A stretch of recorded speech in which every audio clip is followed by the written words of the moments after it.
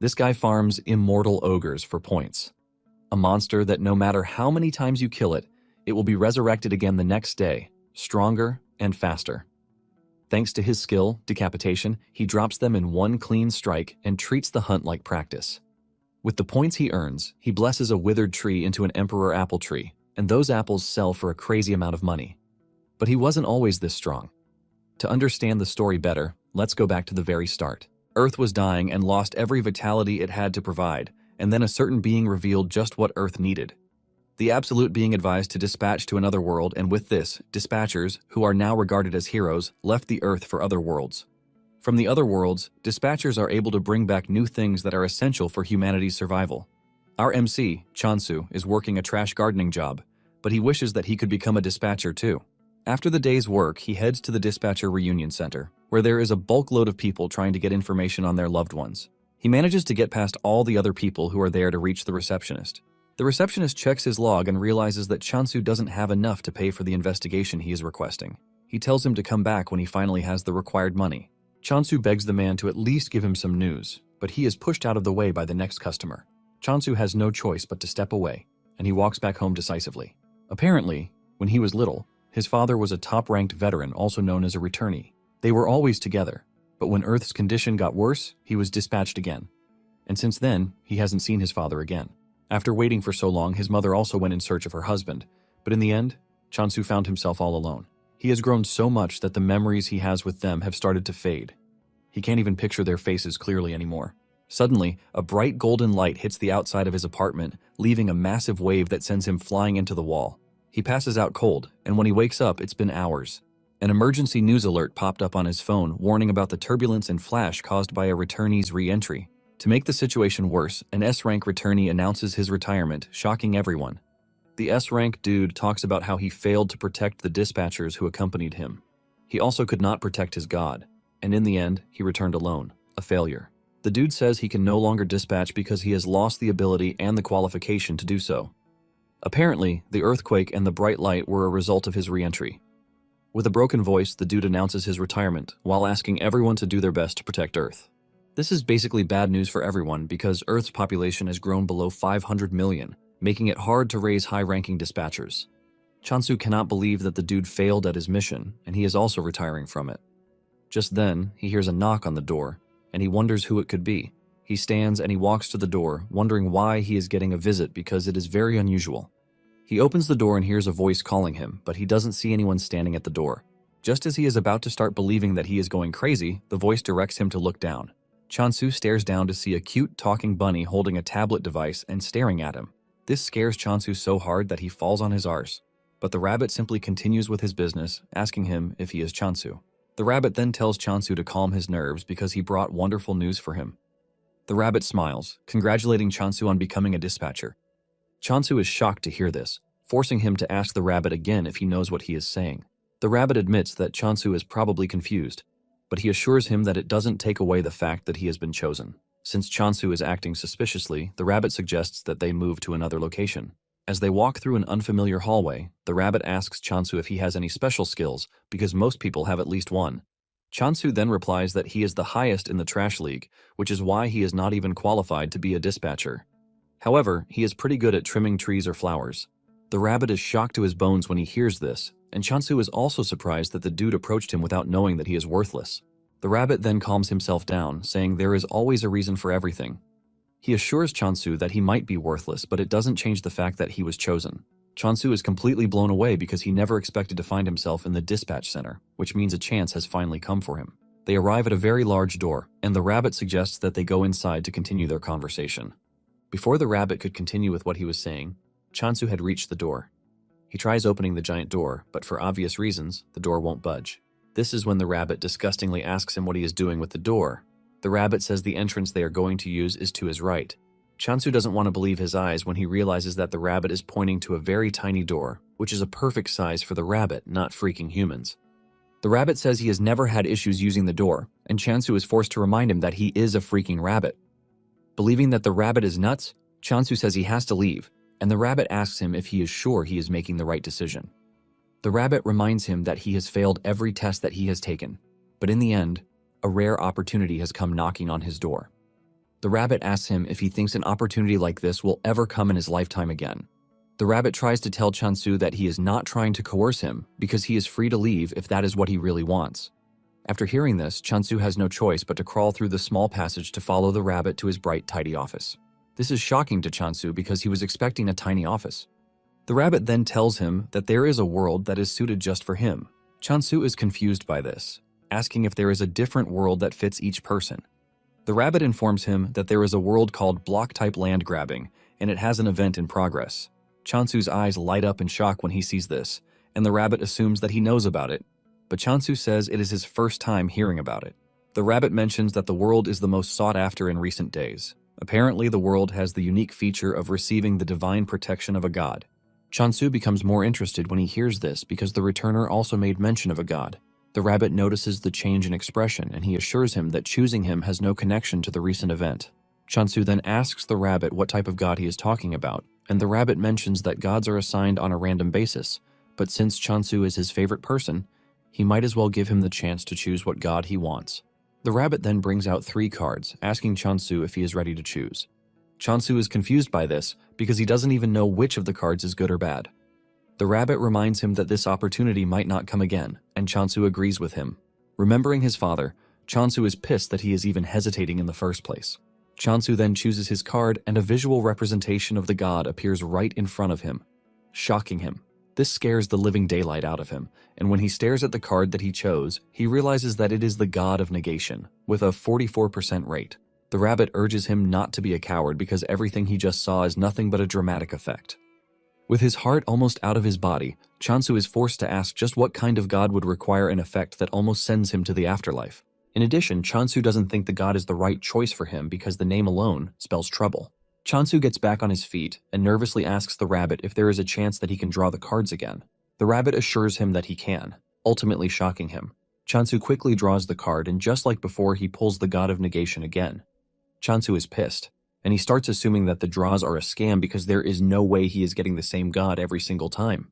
The rabbit then tells him that there is nothing wrong with the cards. Chansu is surprised to see the rabbit change his expression, and then he tells him that he has just one last chance to draw a card. He urges Chansu to choose properly this time around. Chansu is frustrated, and he hopes to just pick anything, which is basically not the god of negation. He draws another card, and this time a bright green light appears, and Chansu's face brightens up with hope. This time around he pulled a card, which is the goddess of abundance, but it has a less than 1% probability. He is about to lose interest when he sees a visual representation of the goddess, and boy, she is freaking hot. Even the rabbit can see the practical imagination on Chansu's face. The rabbit smiles, asking Chansu if he would like another chance. This shocks Chansu because the dude literally just told him he was giving him the last chance. Chansu then asks the rabbit what would happen if he decides on the current card, and the rabbit lets him know that he would have to depart immediately. Chansu is shocked to hear this, and the rabbit asks him if there is any reason for him to hesitate. He tells Chansu that he has a rare chance to go from being a dispatcher to becoming a returner. The rabbit starts feeding his head with sweet imaginations of how people will celebrate him for being a hero. The rabbit tells him that being a dispatcher will give him a very good life, which is 10 times better than the one he is currently living. Chansu realizes that the rabbit is actually right because his life is basically worthless in the first place. He makes his decision, and the system informs him that he has been chosen to serve the goddess of abundance. The image of the goddess is shown to him, and it is just what he imagined in his head. Chansu smiles, believing that he would be able to do anything if he were with such a goddess. Chansu then asks the rabbit where he is supposed to go. The rabbit opens a portal, saying it is time for them to go. But just then, he pushes Chansu straight for the portal. Chansu fears, asking the rabbit if it is really safe for him to enter the portal. The rabbit teases him that the portal is beautiful, but to Chansu, he is staring at an obvious death trap. Nonetheless, he has no intentions of backing down, as he plans to become very successful to show his haters that they are trash. While he is busy thinking about how he is going to become successful, the rabbit pushes him into the portal. Just then, a voice scolds the rabbit for directly intervening in the matter when he knows that it is quite forbidden. The rabbit replies that they have no choice because Chansu is the only one who can help. While getting sucked into the portal, Chansu spots the loading screen, and a tip pops up, telling him the percentage signifies the size of the god's faction. This shocks Chansu to his bones because he thought the percentage was a probability, but it turned out to be something worse. Chansu finally makes it to his new world, with the pain that he is just learning about something so crucial. He looks around to see that everywhere is not far from a wasteland.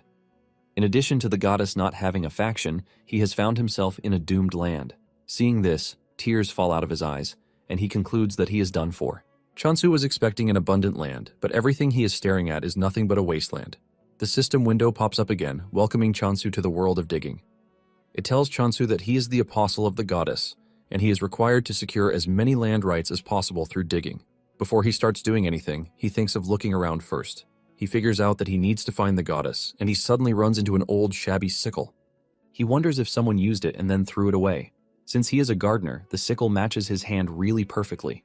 Suddenly, he feels an overwhelming presence behind him, and fear grips him that a monster is about to consume him. Fear creeps through his body when he realizes that he hasn't even met the goddess yet, and a monster is about to make a meal of him. Chansu concludes that death is the last thing he wants at the moment. He decides to threaten the monster by swinging his sickle. He turns around and swings it really hard, only for him to see that there is no monster but a cute hamster staring at him. Chansu crouches to stare at the hamster, and he can clearly see that it doesn't harbor any sense of hostility toward him. Suddenly, it crosses his mind that he might get a bonus for taking out the hamster, and the hamster screams out its lungs in fear. Chansu smiles, because he has successfully messed with the hamster. He decides to let it live as long as it doesn't cause him any problems. Suddenly, the hamster turns around to leave. The hamster stops at a distance, beckoning Chansu to follow him. Chansu then runs after the hamster, which is pretty fast for its size. Chansu wonders where they are going until they reach a stream, where Chansu wastes no time fetching water into his bottle to drink. He feels very refreshed, and he asks the hamster if he knows where the goddess is staying. The hamster tries responding to him, but their communication technique differs from each other. The hamster continues moving again, and Chansu follows it, waiting to see where the hamster is leading him. Moments later, they arrive at a huge tree that has dried up like the trees on Earth. Chansu steps on a whittled ginseng, shocking him. He wonders what a ginseng is doing in such a shabby place, but the hamster suddenly grabs the ginseng away from Chansu. Chansu is confused as he believes that the ginseng is for the hamster. Just then, the notification comes on, telling Chansu that he has discovered the goddess. Chansu believes that the system is glitching because he has not seen the goddess anywhere around. Chansu is rambling about this when the hamster grabs his leg, and he assumes that the hamster is messing with him. He grabs the hamster, telling it that he is busy and not ready to play. However, the hamster's expression tells Chansu something important that he has been missing. In the most unexpected surprise, the wilted ginseng is the freaking goddess. Chansu doesn't want to believe this, because the goddess he saw was pretty bountiful, and there is no way she has shriveled into an ugly ginseng root. Since he is not ready to believe his eyes, the hamster brings out a magnifying glass for him to look through, and this is when he finally accepts reality. He holds his head in pain because the land grabbing and the percentage that he saw was nothing but a foreshadowing of his future situation. Chansu remembers that the numbers were going up when he was drawing the cards, and this basically means the god's influence was growing then. Chansu cannot believe that the god of negation was actually a good card, and it was hard to believe since it was coming up pretty often. Chansu wonders if the goddess shriveled away because her influence went down completely. Chansu stares at the goddess, wondering why she is not waking up. He starts to fear that he has completely killed the goddess when he steps on her, but the hamster just stares at him like some really dumb dude. It then dawns on Chansu that he might get the goddess to wake up if he gives her some water. He pours water on her, and surprisingly, a bright green effect emerges from the ginseng's body. This tells Chansu that the water is working, and he proceeds to give her some more water. He drowns the goddess in water, ultimately restoring the goddess's sense. The goddess almost drowns in the water, and she starts wishing Chansu would stop before it is too late. The goddess finally comes to life, and Chansu celebrates his aggressive CPR skills. The hamster is also glad that its master is back to life. Just then, Chansu bows to the goddess, offering his greetings and telling her that he is her apostle. The goddess manages to sit up to look at her apostle. Chansu is totally confused about what to do until the Windows notification pops up, telling him that he can become stronger by using his skills. Chansu is surprised because he didn't know that there were skills readily available for him. He sees one of the skills, which is the goddess's blessing, and even though there is no description of what the skill does, Chansu assumes that it is for making crops beautiful. Just then, he applies it, and he realizes that the blessing is called decapitation. This shocks Chansu, since decapitation basically means cutting off a head. He doesn't want to imagine himself cutting heads around just to live an abundant life. However, he concludes that there is no way the goddess of abundance would grant him such a violent skill. Chansu turns to the goddess to ask her if he is truly meant to cut somebody's head off, and the goddess's reaction just confuses him. He then concludes that there is nothing else but to decapitate someone.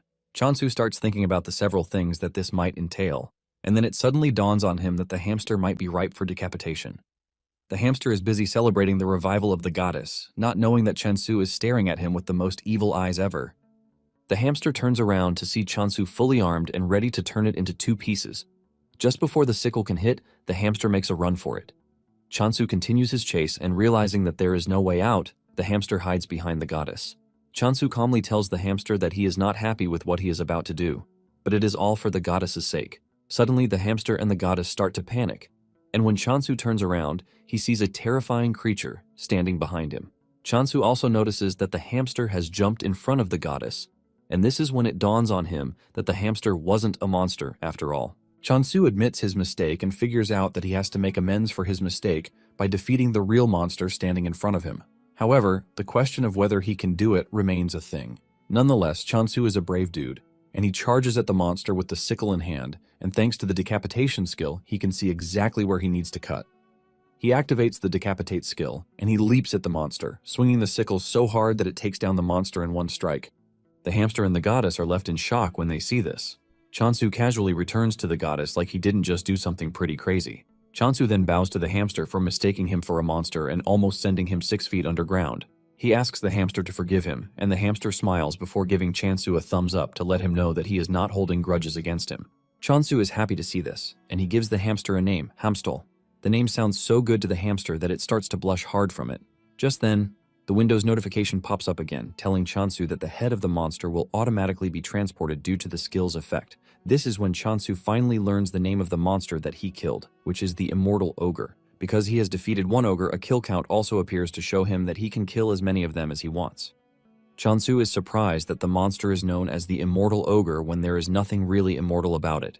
The system comes up with another notification, telling Chansu that the transported offering now belongs to the goddess. Chansu turns to look at the goddess, and he realizes that the goddess has become even fresher than before. It dawns on Chansu that if he continues working hard and terminating monsters, it will, in turn, help the goddess return to her best form. Motivated to see the goddess's hot body, Chansu runs off to find more monsters to kill. He soon runs into a horde of immortal ogres. He gets another tip that there are unidentified points that can only be used by the world system, which means that they cannot be traded between individuals. Chansu is surprised because he didn't know when he acquired the points. Nonetheless, it is a good thing for him, and he figures out that getting rid of the ogres is the next thing on his list. Chansu is glad that he can wield the decapitation skill because it makes killing the ogres easy for him. Chansu dashes toward the ogres, activating the decapitation skill, and he cuts them down with just one swing. Another tip pops on, telling him that he can acquire points by killing monsters. Chansu sees this as a go-ahead to kill as many monsters as he can because the system just gave him the go-ahead. Chansu has defeated 4 immortal ogres already, and he thinks of killing about 100 just for the feel of it. After defeating the first wave of monsters, Hamstol celebrates on Chansu's shoulder as if he were the one who defeated the monsters. Chansu then asks why the monster is called an immortal ogre when they die too easily for something that should be eternal. Since no one can answer his question yet, he figures out that he will get the answer to his question if he continues defeating the monsters. Chansu returns to the tree to find the goddess looking even more beautiful than before. Chansu smiles because the effect is coming in faster than he even thought. He is excited to see the goddess return to her original form. The goddess then points to the huge tree, leaving Chansu confused about what he is supposed to do. It then dawns on him that the goddess is asking to be lifted into the tree. Chansu helps the goddess up, but the goddess beckons to him. The system then tells him that he can use the Blessing of Abundance, but every skill consumes points. Chansu touches the tree and activates the Blessing of Abundance. He pours all of his skill points into it, and with the help of the skill, he makes the tree bountiful again. By the time he is done, he is surprised to see that the tree is an apple tree, and there are apples hanging everywhere.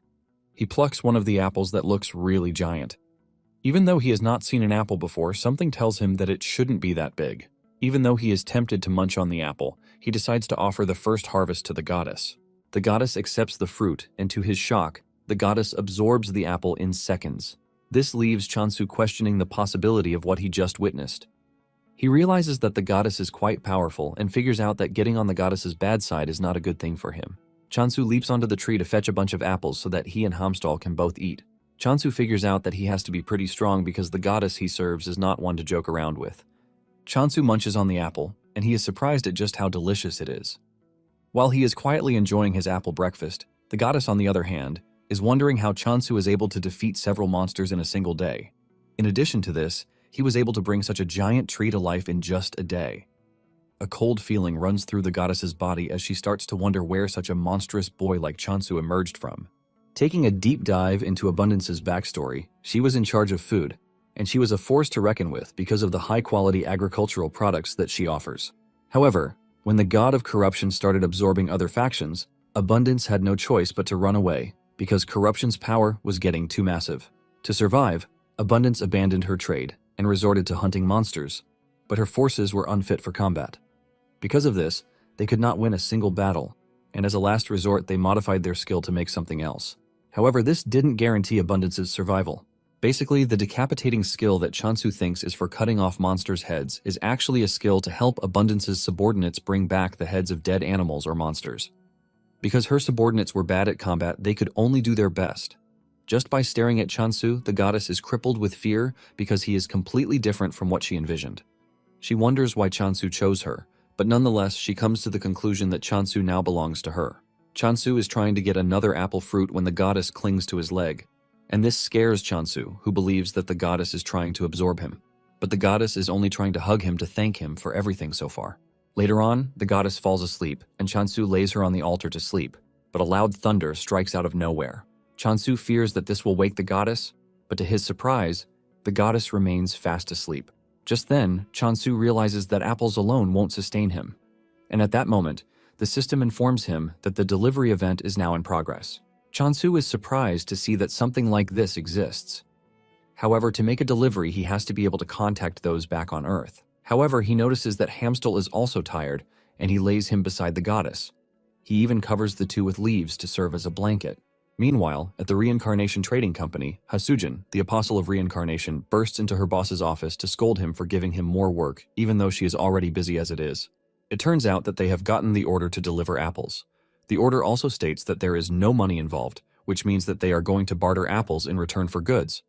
Hasujin screams at her boss, asking if she did something wrong, and he decides to punish her with this trash of a job, but her boss says no. Her boss tells her that the business trip to get the apples is actually good for her because she won't have to work, and this will serve as a break for her. Her boss tells her that staying at the office means more work for her, and he urges her to use the trip to clear her head a bit. Hasujin argues with him, saying there is no one else to send on the trip, which is why he is sending her. Her boss chuckles nervously because she might be right with her deduction. Her boss urges her to get a move on because she might just discover something lucky on the trip. He waves her goodbye, hoping that something good comes out of the trip. Hasujin checks out the order logs and realizes that there are a bunch of deliveries that she has to do, and she hopes that it is worth it, or else there is going to be a big problem. Meanwhile, Chansu has been gathering apples in preparation for delivery. While Chansu is gathering the apples, Hamstel is having a field day with them. Chansu soon finds him munching on the apples, and he grabs him, telling him to stop messing around with the apples. He tells him that the apples are for trading because they will be meeting with someone later in the day. Since the delivery person will be coming a long way, Chansu figures out that acting all cool on the first day will leave a good impression on whoever the person is. According to the information he got when signing the delivery event, he found out that the world is truly divided into blocks, and the Block Territory Conquest Grand Summon event is in progress. Even though it appears as a regular land, there is a wall at the edge, and to move to another block, a movement ticket is needed. Chansu figures out that there is really nothing around him, and it would take him a whole week to reach the nearest village. Chansu is glad that the delivery only takes 2 days. Even though it is quite fast, Chansu doesn't care as long as he gets his sleeping bags pretty fast. In addition, he ordered a cushion for the goddess to sleep on. Chansu is aiming to raise the goddess's affection to the maximum to make sure he doesn't get on her bad side. Chansu also notices that the immortal ogres have been showing up on their own since the day before, which is a good thing for him. He has finally figured out in the name that the immortal is more or less a reviving term. Nonetheless, Chansu doesn't care as long as he gets to terminate as many of them as he can while farming for points. While battling it out with the monsters, he almost gets crushed from behind, but he manages to dodge. This is when it dawns on him that the monsters have gotten slightly faster. He assumes that the monsters grow stronger just like skills do. Even with this, Chansu feels no danger coming from them whatsoever. While taking out the monsters, Hasujin is watching from the sky, and she has the same reaction as everyone who has witnessed Chansu take on the monsters. All she sees is a crazy overpowered dude who has monsters for breakfast. Apparently, the immortal ogre was once considered the main hunting target for most dispatchers because it provided more points than regular monsters. However, no matter how many times it was killed, it always resurrected the next day, stronger than before. Even if the dispatcher moved their block, it would continue coming after them, which makes it the most persistent monster. In addition to this, it usually leaves a curse on its target, giving it the chance to wear them down until they eventually collapse. In the end, it became a creature that everyone avoids. That same creature is what Chansu is cutting down like tissue. Hasujin starts wondering if Chansu is so reckless that he doesn't even care about the monster's retaliation. Hasujin also notices that Chansu is not even purifying the defeated monsters. With everything she has seen, she assumes that Chansu is a swordsmaster. But then, she wonders why a swordsmaster would be picking apples out of all the things that he can pick. Hasujin concludes that Chansu is not a smart swordsmaster, but to avoid his wrath, she believes that it would be best to deal with him in the most gentle way possible.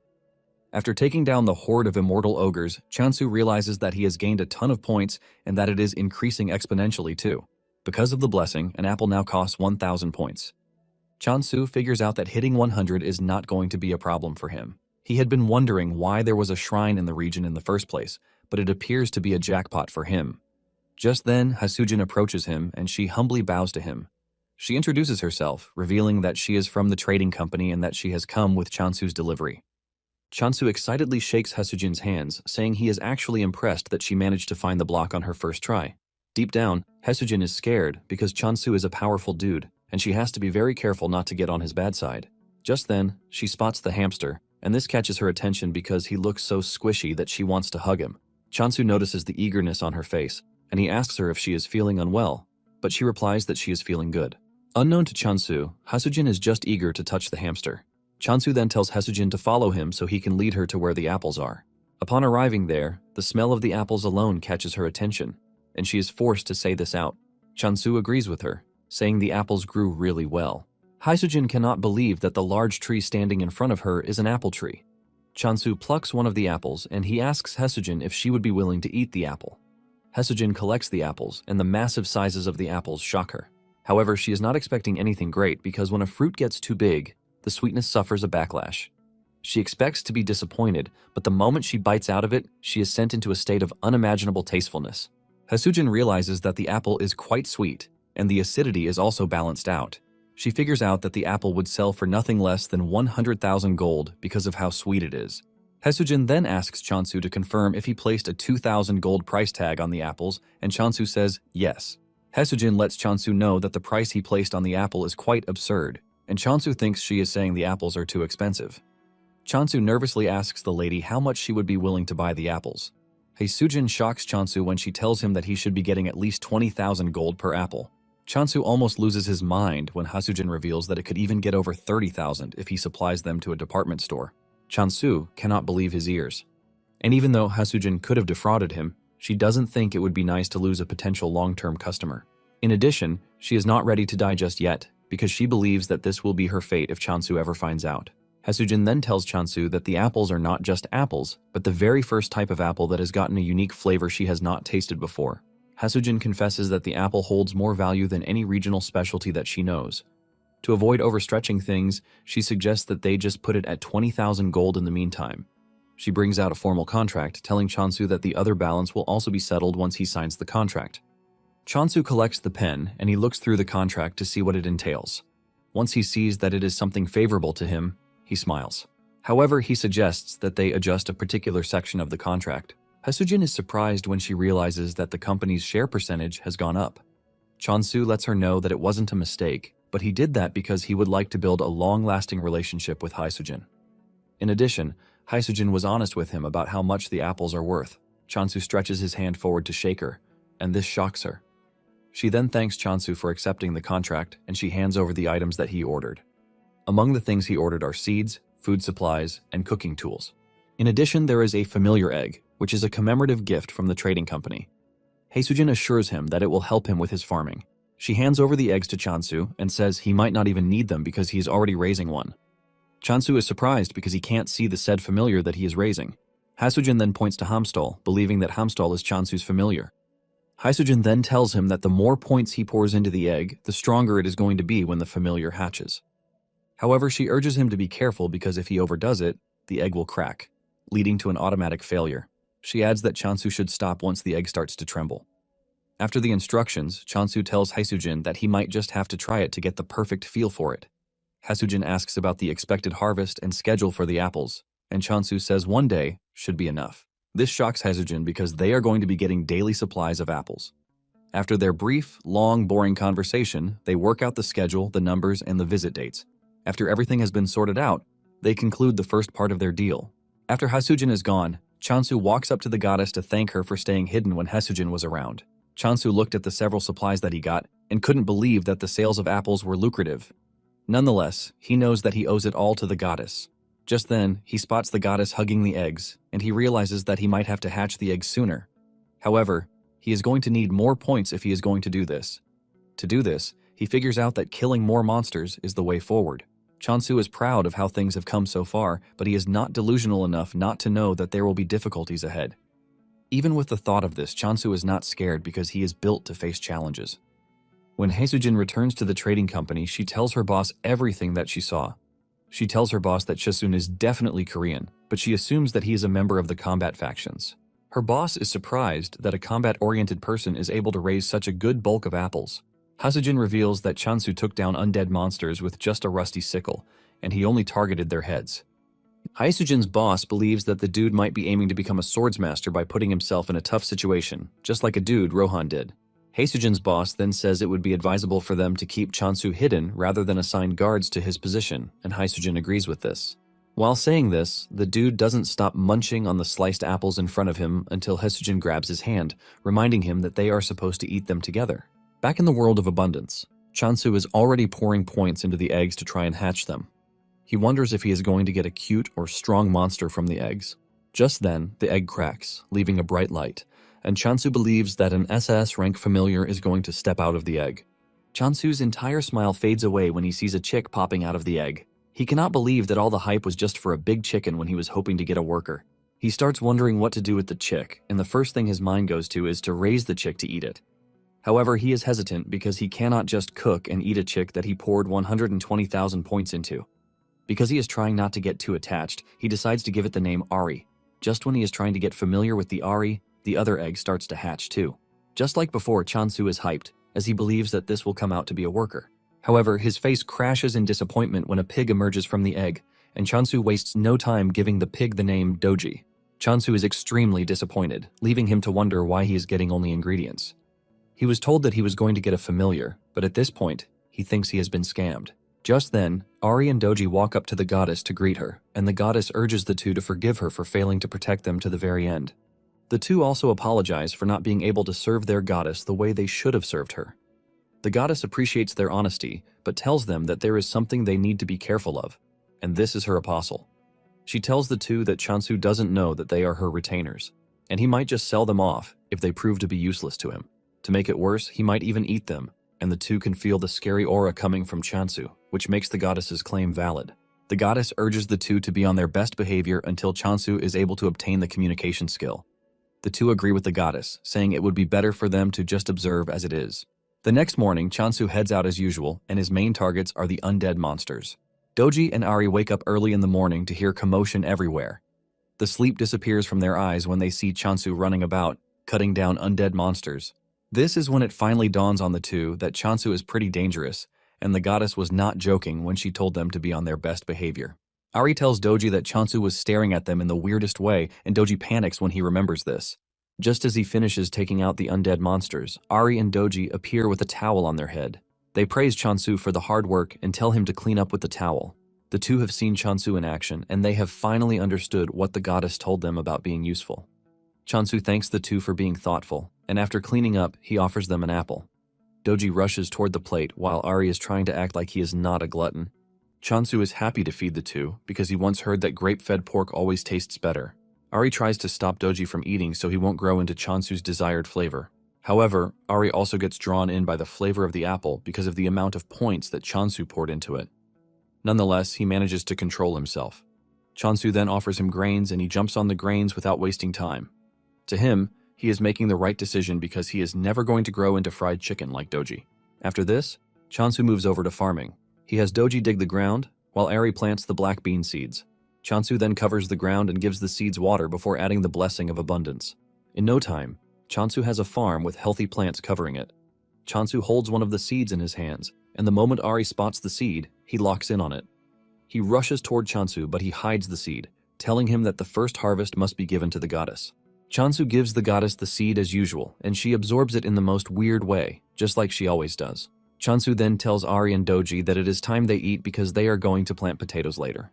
Unlike before, Ari consumes as much food as Doji. The two end up looking like inflated balloons, and Ari believes that he is done for because he couldn't hold back his hunger. On the other hand, Chansu is just happy that the two are eating well, and this serves as a motivation for him to plant more crops that they are going to enjoy. Just then, his mind crosses the apples, and he hopes that they are selling well on the market.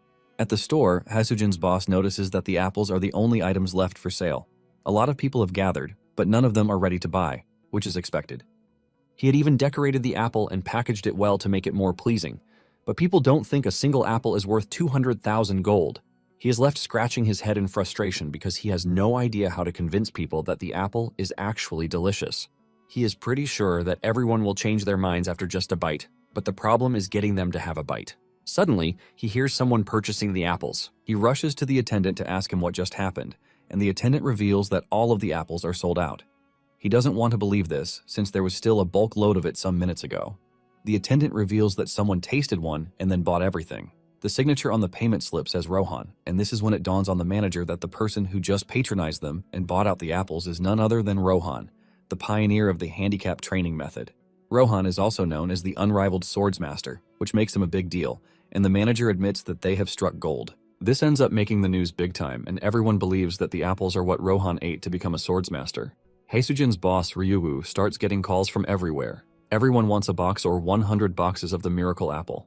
A week after Chansu arrived in the abundance world, he admits that he has been living life greatly. He has potatoes with him, and he is ready to cook. While cooking the tasty potatoes, Doji is already holding his leg to let him know that he is interested. Chansu simply reveals that he is not making the potato for him because he just finished eating his own meal. Nonetheless, he still gives him some to eat. Moments later, Hasujin shows up, and she is surprised to see that all of Chansu's familiars have hatched. To Hasujin, she is staring at a bunch of cute teddies that she can hug to feel better.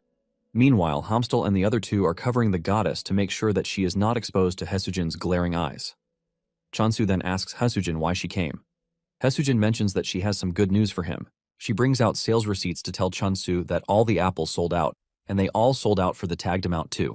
Chansu holds his head in shock and amazement because everything went off in just 2 days.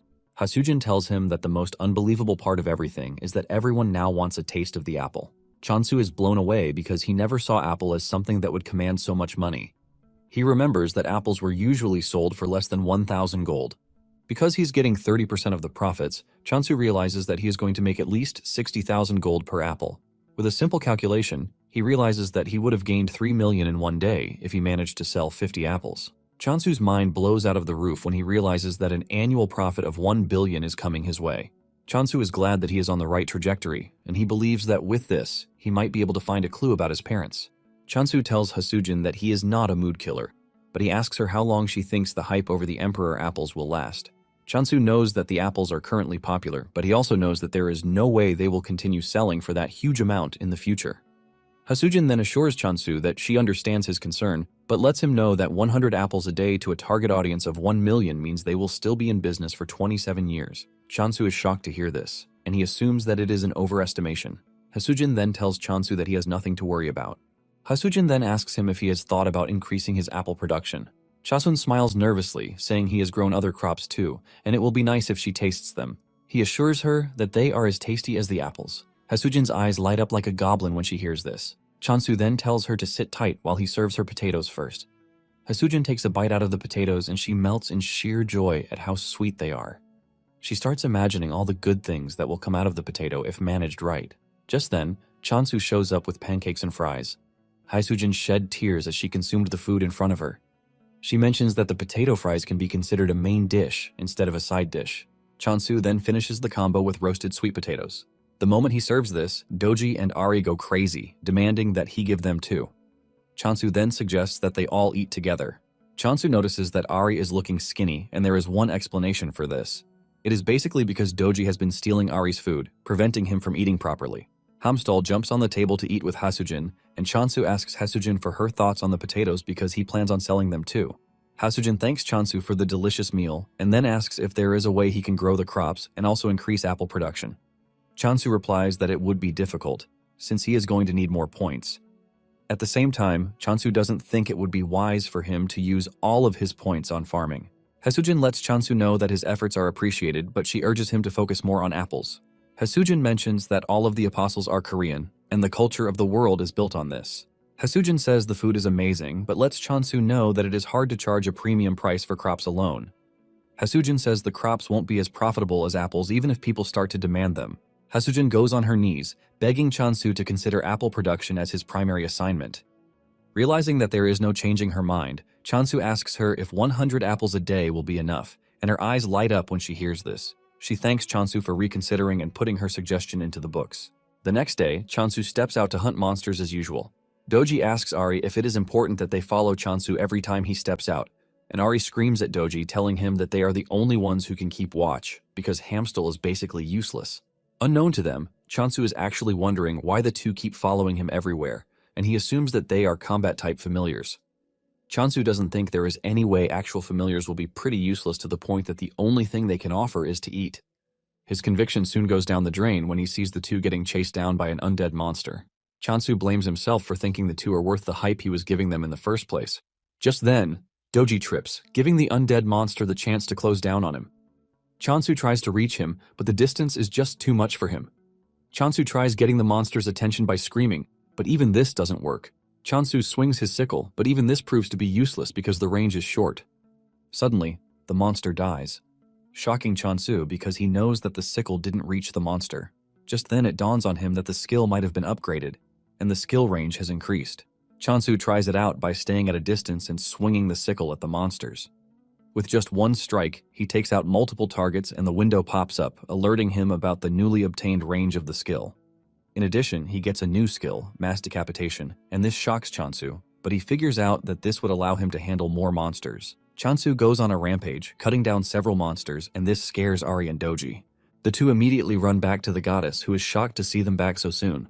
Ari tells the goddess that Chansu might have gotten stronger, but at the same time, obtaining the communication skill is also important.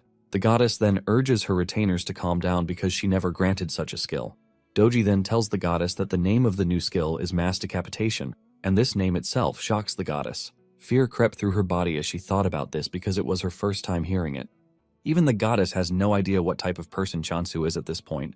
She assumes that he is a grim reaper sent from hell. Just then, the goddess tells the two that she might actually have an idea of what is happening. Doji hears this and his head goes into overdrive, believing that the goddess was truly the one who bestowed the skill upon Chansu. Ari is forced to slap Doji for being so dumb, and he tells him to hear what the goddess has to say before coming up with his trash ideas.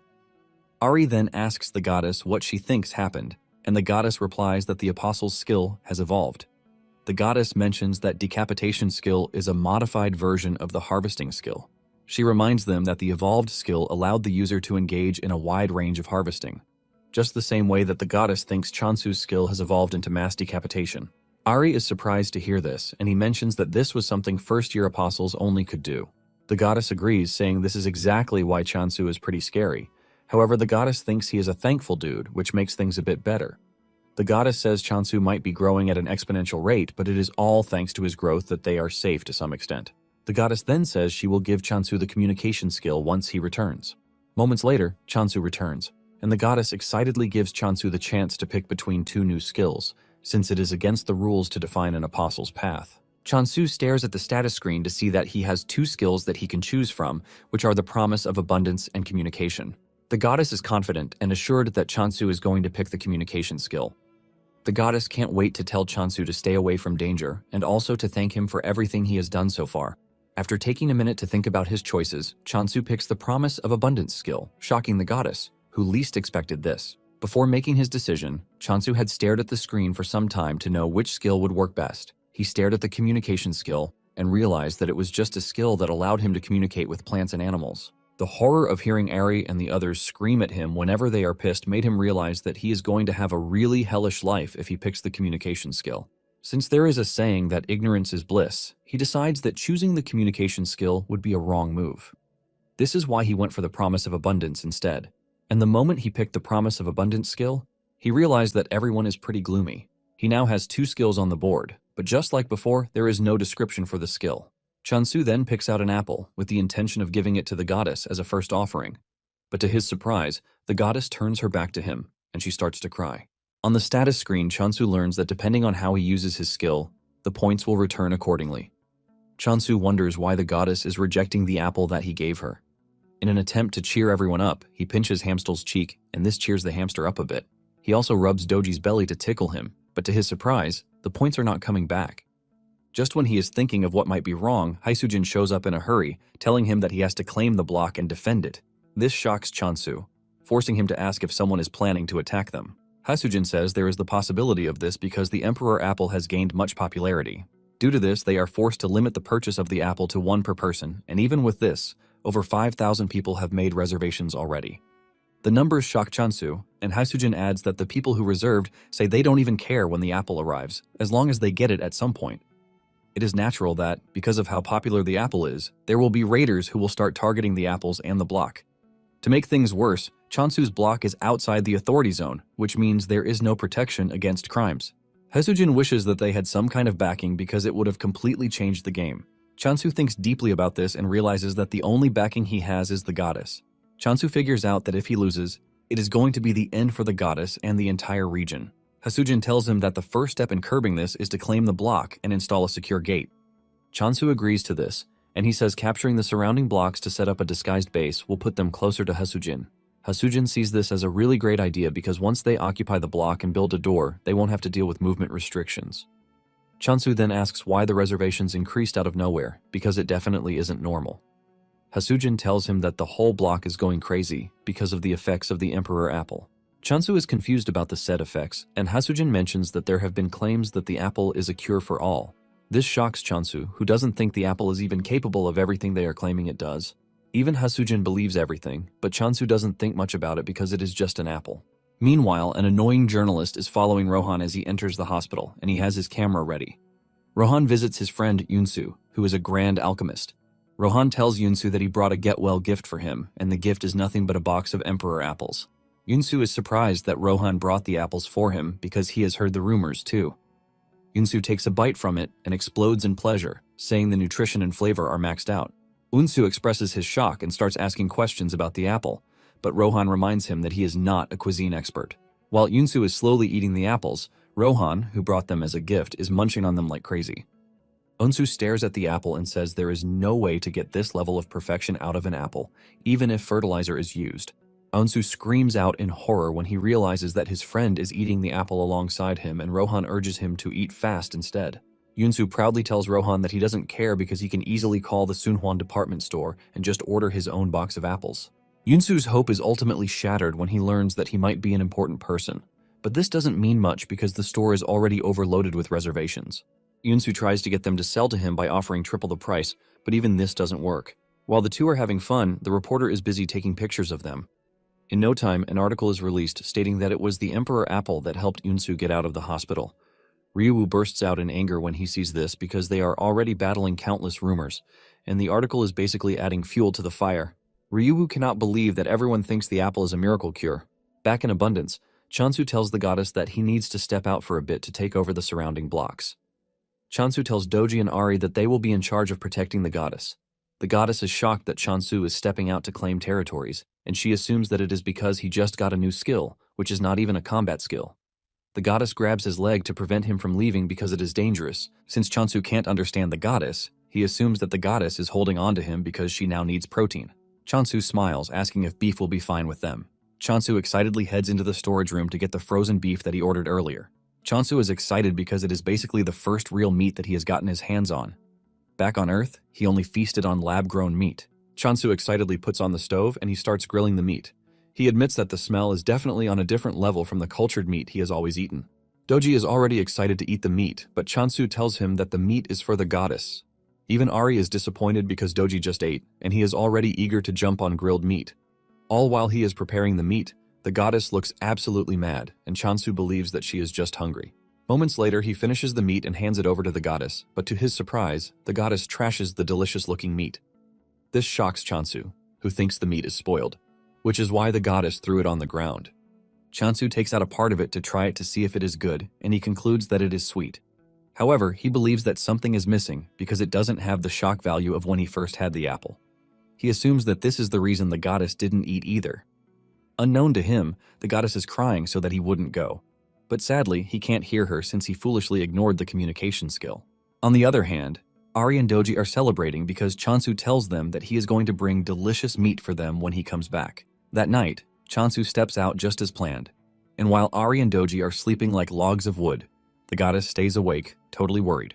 Chansu arrives at the edge of the block, and the system asks him if he wants to move to the next block. Chansu then accepts the option, and he finds himself in the next block, but everywhere is pitch black. He uses the lantern to gain some visibility, and he realizes that he is in a jungle, which is completely different from where he was before. Suddenly, a swarm of flying monsters dashes toward his location, and because they are too small, Chansu makes a run for it.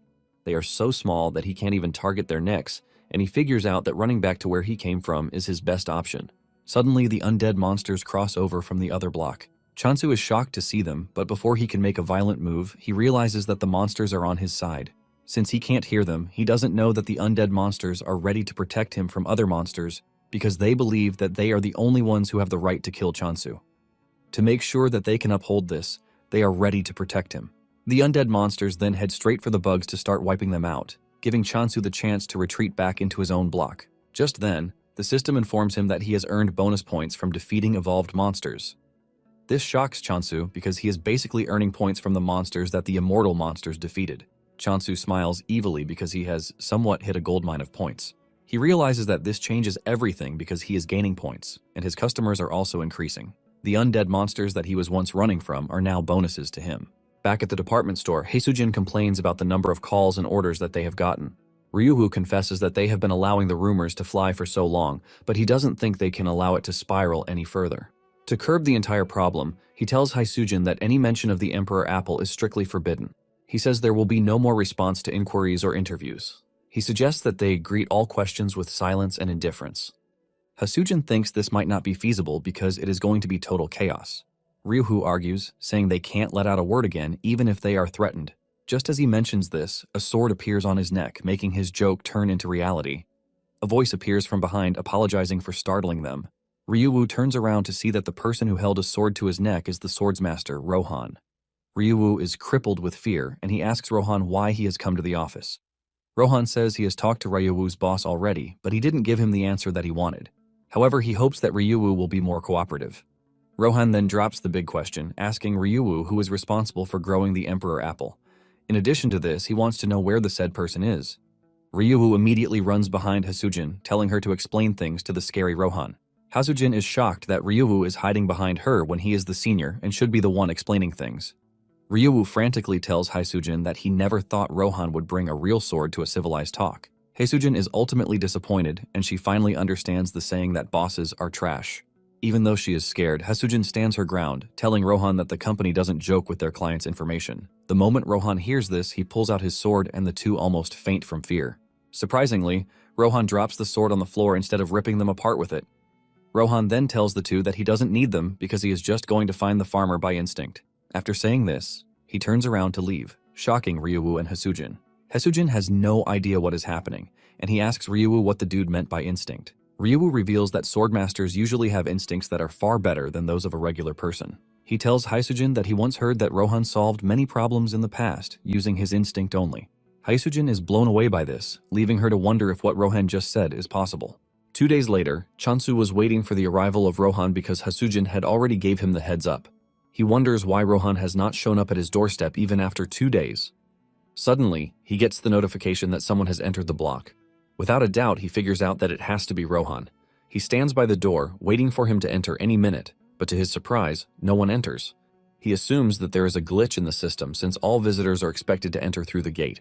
He checks through the system again, and he figures out that it is not a glitch.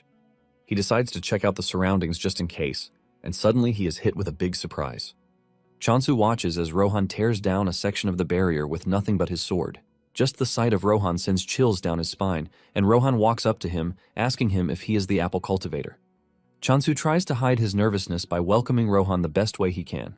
Rohan goes straight to the point, telling Chansu that he is there to buy apples. Chansu is shocked by the sudden request, and he asks him how many apples he plans to buy. Rohan says he would like 100 apples, but if he can get 200, he doesn't mind. This shocks Chansu and he screams out, telling Rohan that what he just requested is practically impossible. Chansu mentions that the limit to apples that he can sell is 50. Without arguing, Rohan says he is fine with 50 apples.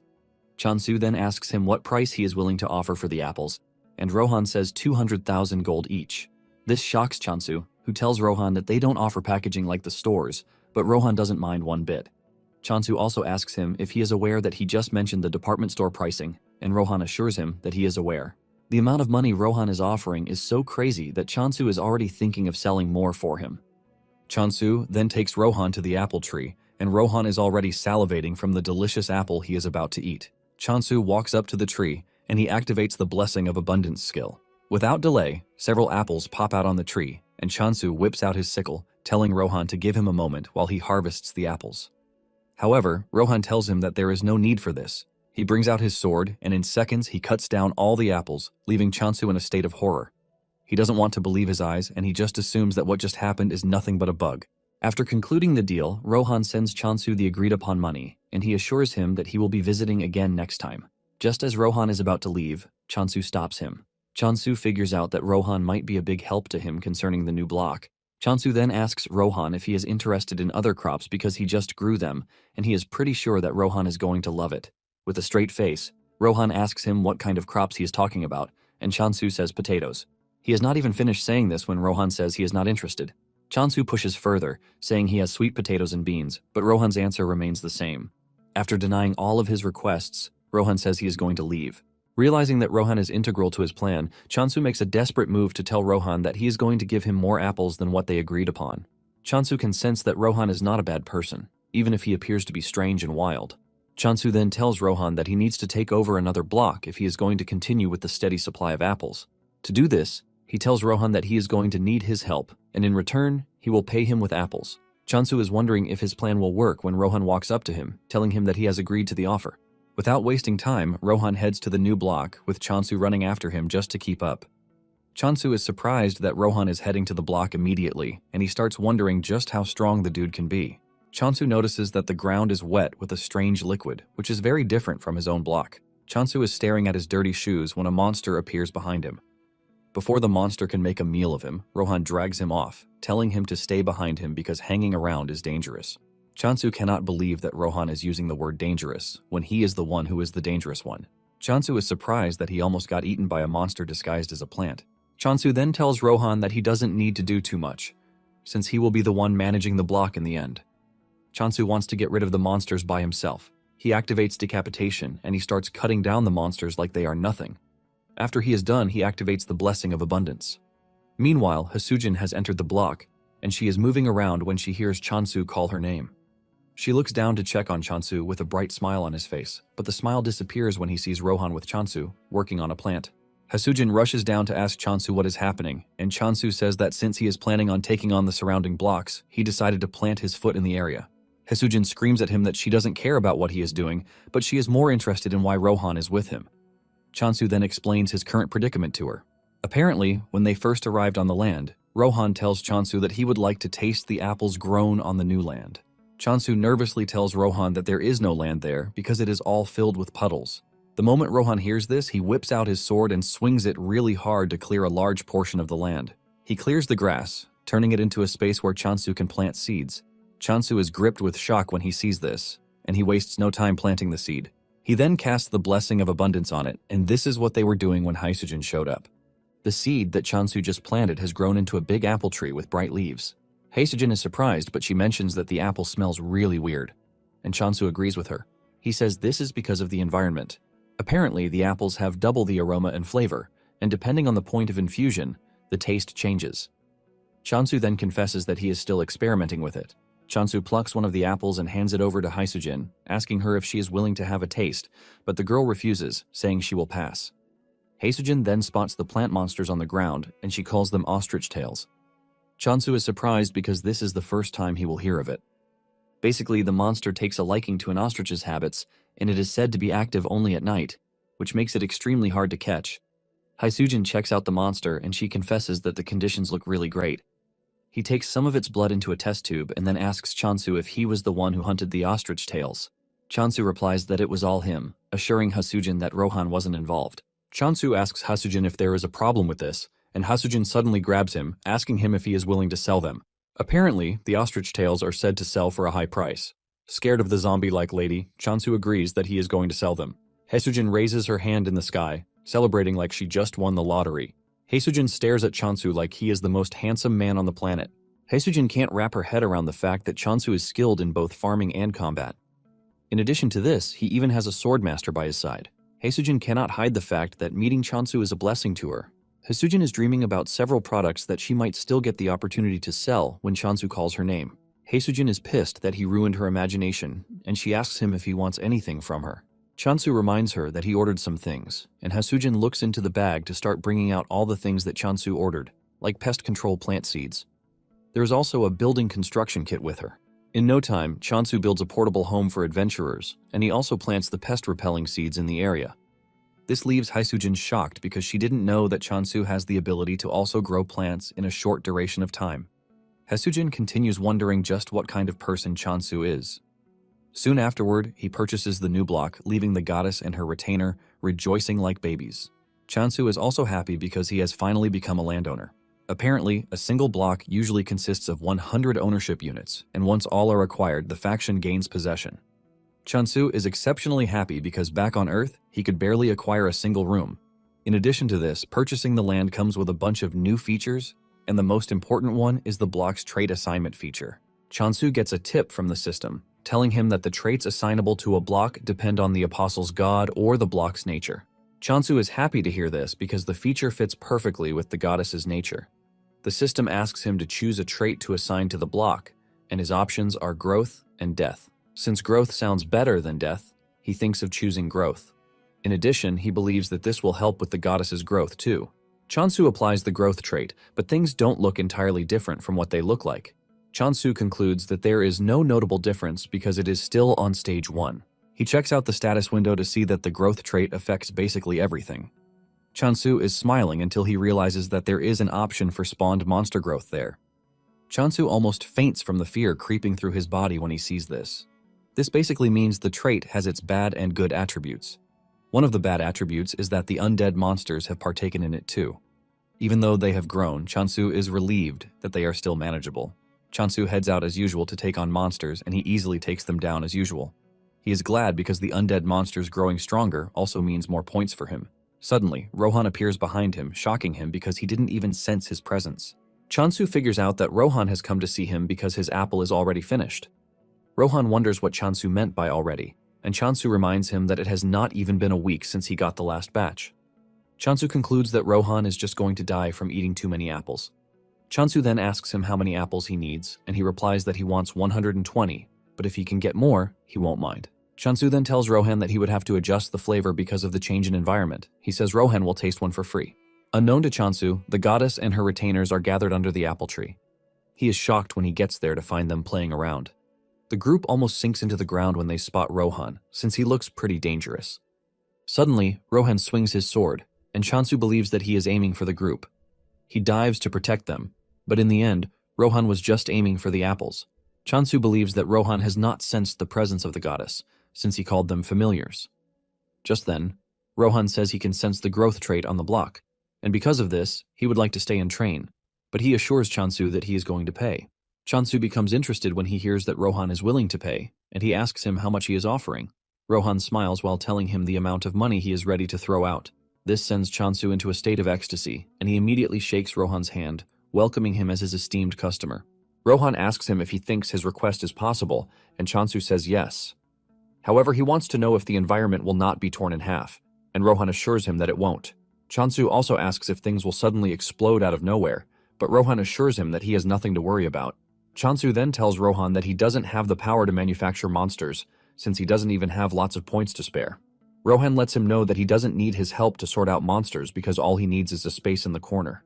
Chansu is surprised to hear that this is all Rohan needs. Chansu has no issues with this, but he tells Rohan that there is something else he wants aside from money. Chansu lets out his heart, saying he would like Rohan to be his guard.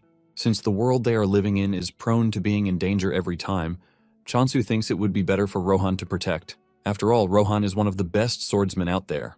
Rohan replies that he will consider Chansu's offer if he can enhance the growth effect. Chansu is glad to hear this, and he assures Rohan that he is going to enhance the growth rate by 50,000 points every day. In addition, he's willing to provide 10 apples daily. Rohan is more concerned about the apples, and he asks if they can be purchased differently. Chansu then assures him that he doesn't have to worry about the apples. Meanwhile, Doji and the others are shaking in fear because it seems Rohan will now be staying with them. On the other hand, Chansu thinks the familiars will be happy because they have a swordsmaster protecting them. Chansu turns around to see a different reaction from the group. Rohan also sees this, but Chansu lies, saying the group is only shy because he is new. Chansu tries to get them to become familiar with Rohan, but the group runs away instead. Chansu cannot believe his eyes, but he moves past the embarrassing moment to tell Rohan his first request. Later on, the two are inspecting the other block when Rohan senses something behind the brushes. They walk over to check it out, only to find a cat lying there. Chansu is surprised because he wasn't expecting any other animals like Hamstol to be in the area. Because of how relaxed the cat looks, Chansu believes that it is not dangerous, and before Rohan can stop him, Chansu walks up to the cat to pet it. The cat wakes up to see an ugly face standing over it, and it jumps away like it just saw a ghost. The cat hisses at Chansu, which almost sends a chill feeling down his spine. The status window then informs Chansu that the cat is actually the Apostle of Negation, and it has declared war on his block. Chansu is shocked that the Apostle declared war on him just because he patted it a bit. With tears in his eyes, he asks Rohan if the cat is the Apostle of Negation because it has declared war on him. But Rohan believes that the dude is saying trash. Chansu suspects that the cat is mad because he was touched without permission. Chansu walks over to the cat to try to settle their differences while wondering why he has to fight a little cat. Just then, Rohan shocks him, telling him that he won't be fighting the cat. Rohan says the apostles he will be fighting will appear through the block's border very soon. Surprisingly, Rohan says they will be human. Chansu is shocked to hear this because it was easy for him to kill monsters, but humans are a different story. As if Rohan knows what he is thinking, he tells him that he is free to kill Negation. Rohan lets Chansu know that they have the option to resurrect at the temple. Chansu is shocked to hear this, and he asks Rohan if he is talking about a checkpoint, and Rohan says yes. Chansu considers this an unfair advantage because he and his group don't have the luxury of just getting a second chance if they mess up. Negation apostles, on the other hand, can act recklessly and not suffer the consequences that come with it. Chansu is hyped for the battle, since he is at a disadvantage, and he asks Rohan if he is going to help him with the battle ahead. Rohan replies that he is willing to help if he can. Just as predicted, a group of negation-loyal monsters and human apostles appear in the block. One of them holds a megaphone in his hand, and he makes a loud announcement telling Chansu to show himself. At the alchemy headquarters, Hasujin has taken the ostrich tail sap for examination. She is thinking about just how impressive Chansu is. She believes that Chansu is strong the way he is with the help of an artifact. Apparently, an artifact is a divine item that is created for those close to a god. Sometimes it is formed from remnants of a dead god, which in turn grants the user the opportunity to use the god's power. After thinking this through, Hasujin doesn't think Chansu is using an artifact because they are hard to use unless they match the deity's nature. Hasujin is thinking about the future possibilities of things when Unsu rushes into the room. Hasujin is shocked and even more shocked when Unsu starts walking toward her. Unsu has the ostrich tail sap with him, and he screams at Unsu, asking him where he got the sap from. The question shocks Hasujin, but without a doubt, she knows that something crazy is about to happen again. Back at Chansu's block, the apostles urge him to step out before they get tired of searching for him. Unknown to them, Chansu and Rohan are hiding in the nearby bushes. Chansu wonders why the dudes are acting recklessly, and he asks Rohan if he thinks this is because they can resurrect even if they die. Rohan confirms this, saying they are probably acting that way due to the chances of getting resurrected. Even though they have little time to engage the enemies, Chansu is relieved to have Rohan at his side. He is basically putting all of his faith in Rohan. Just then, Chansu steps out of his hiding place, holding his sickle. The apostle stares at Chansu like he is some kind of weakling, and he tells him to bring him apples. Another dude makes fun of Chansu, telling him that he is outnumbered and that he has no chance against them. However, the team starts getting nervous because they can't see Chansu do anything, which is pretty weird. After some minutes of silence, Chansu finally speaks out, telling the apostle that he is nothing but trash and that he is not worth worrying over. Chansu is confident that he has the swordsmaster backing him, and before the negation dudes will have to get the chance to do something crazy, Rohan would have dealt with them. The apostle is pissed by this, and he gives Chansu one more chance to surrender the emperor apples. Chansu retorts, telling him to head to the department store if he really wants to eat apples. The apostle is overtaken with rage because of Chansu's big mouth, and he asks him if he can handle the consequences of his arrogance. Chansu further breaks the dude's ego by telling him to go ask his mother all the trash questions he is asking him. Chansu's words hit the dude at the spot where he wants, and he angrily tells his subordinates to kill Chansu. At the alchemy office, Unsu is pestering Hasujin about where she got the sap. Hasujin feels like telling him, but she mentions that customers' information is confidential.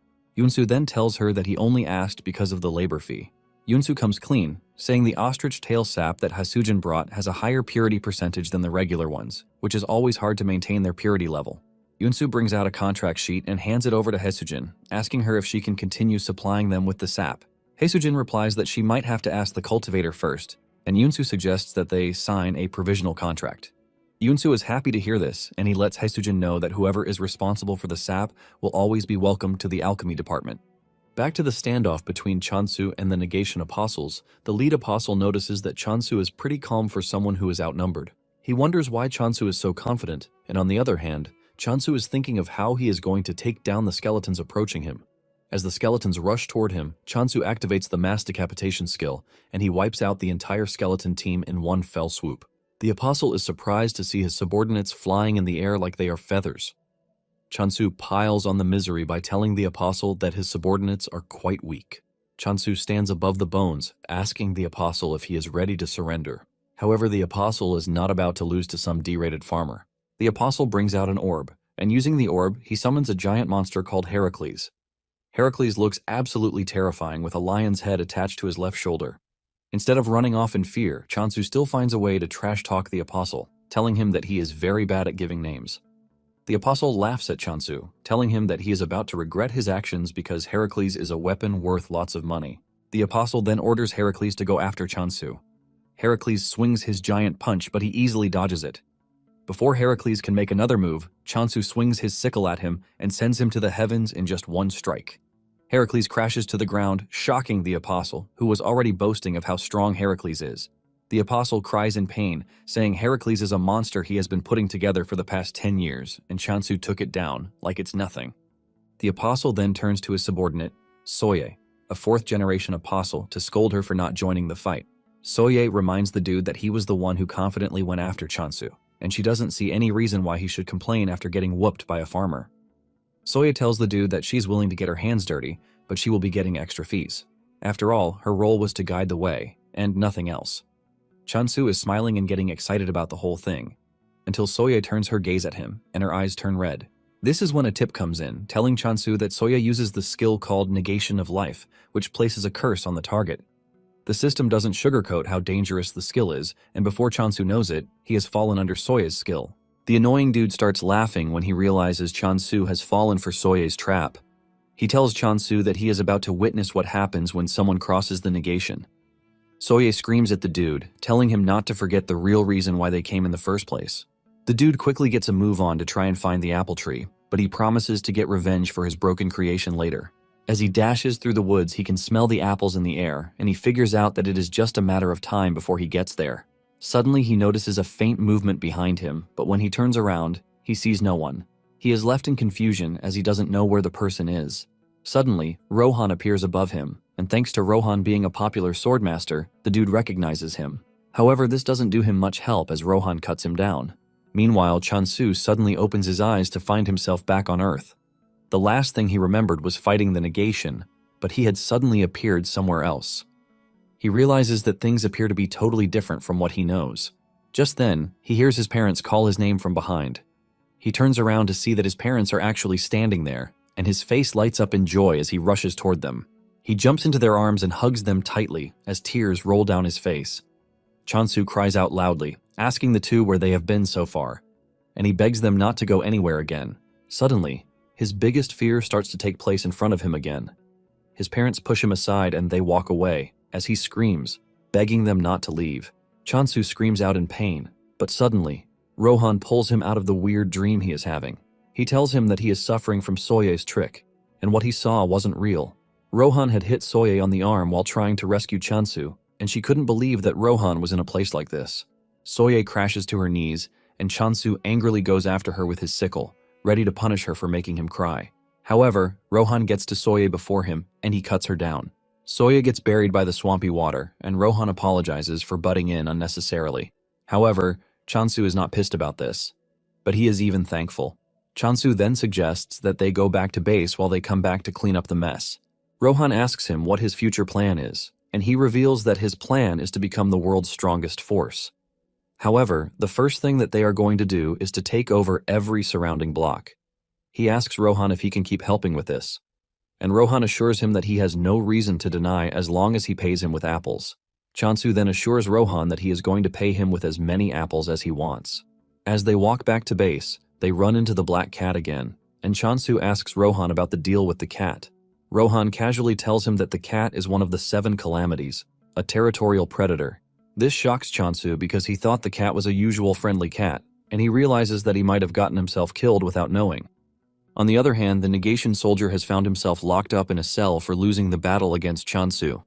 The system tells him that a surcharge penalty has been applied due to the extreme difference between his faction and Chansu's low-level faction.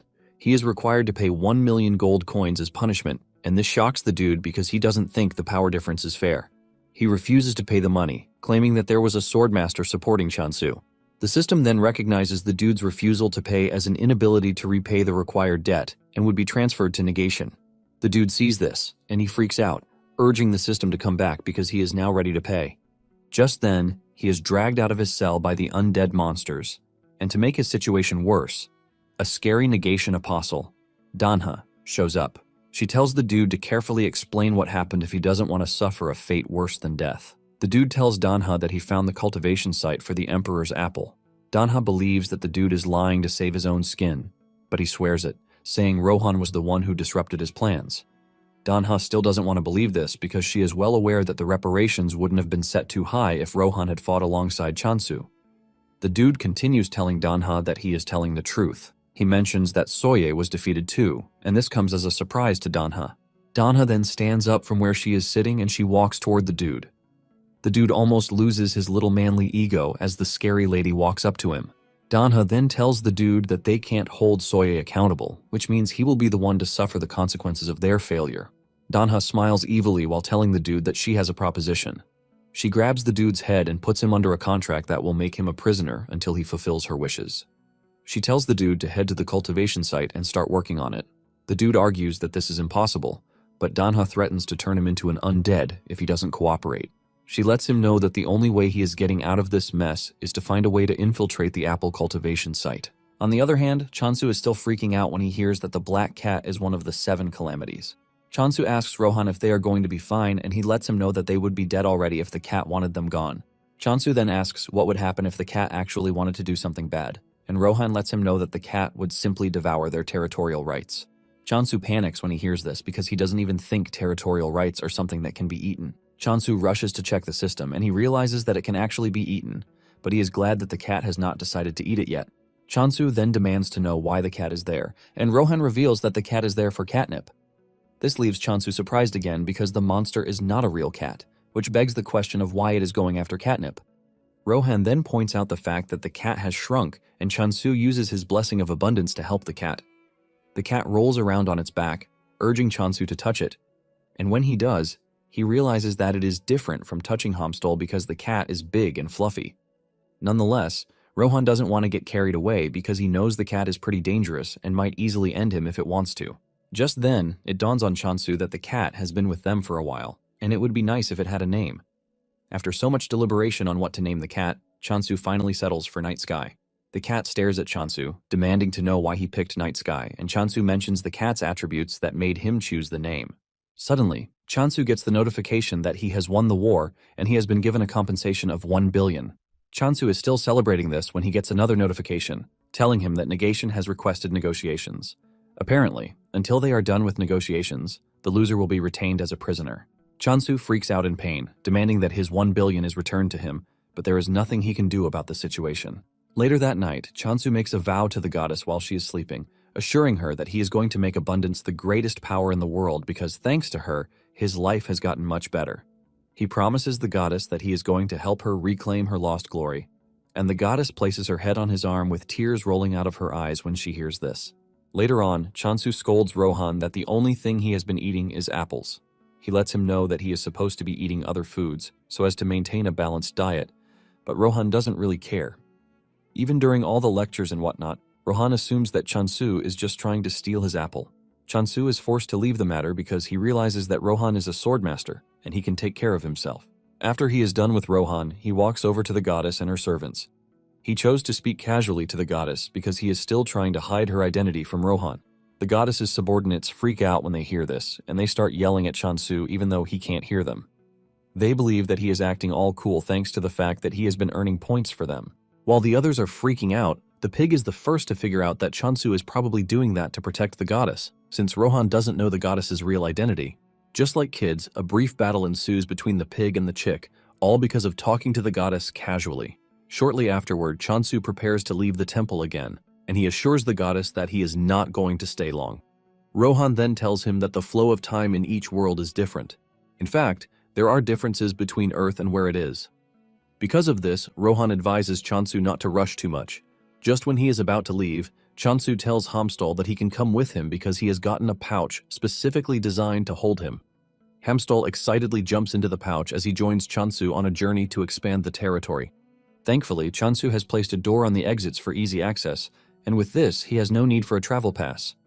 He steps through the door to find Hasujin already waiting for him. Hasujin freaks out when she realizes that Rohan is still with Chansu, and he lets her know that they have agreed to stay together for the time being. Hasujin holds her head in frustration, saying she was already suspecting, but she didn't know Chansu would go through with it. She then asks him where the cat came from. Chansu lets her know that it was the cat who found its way to him, and he also tells her the cat's name. Hasujin is impressed to hear this as she talks about how smart the cat is. Deep down, Chansu is pleased that Night Sky is smart enough to know that eating the territorial rights means no more apples, hence no catnip.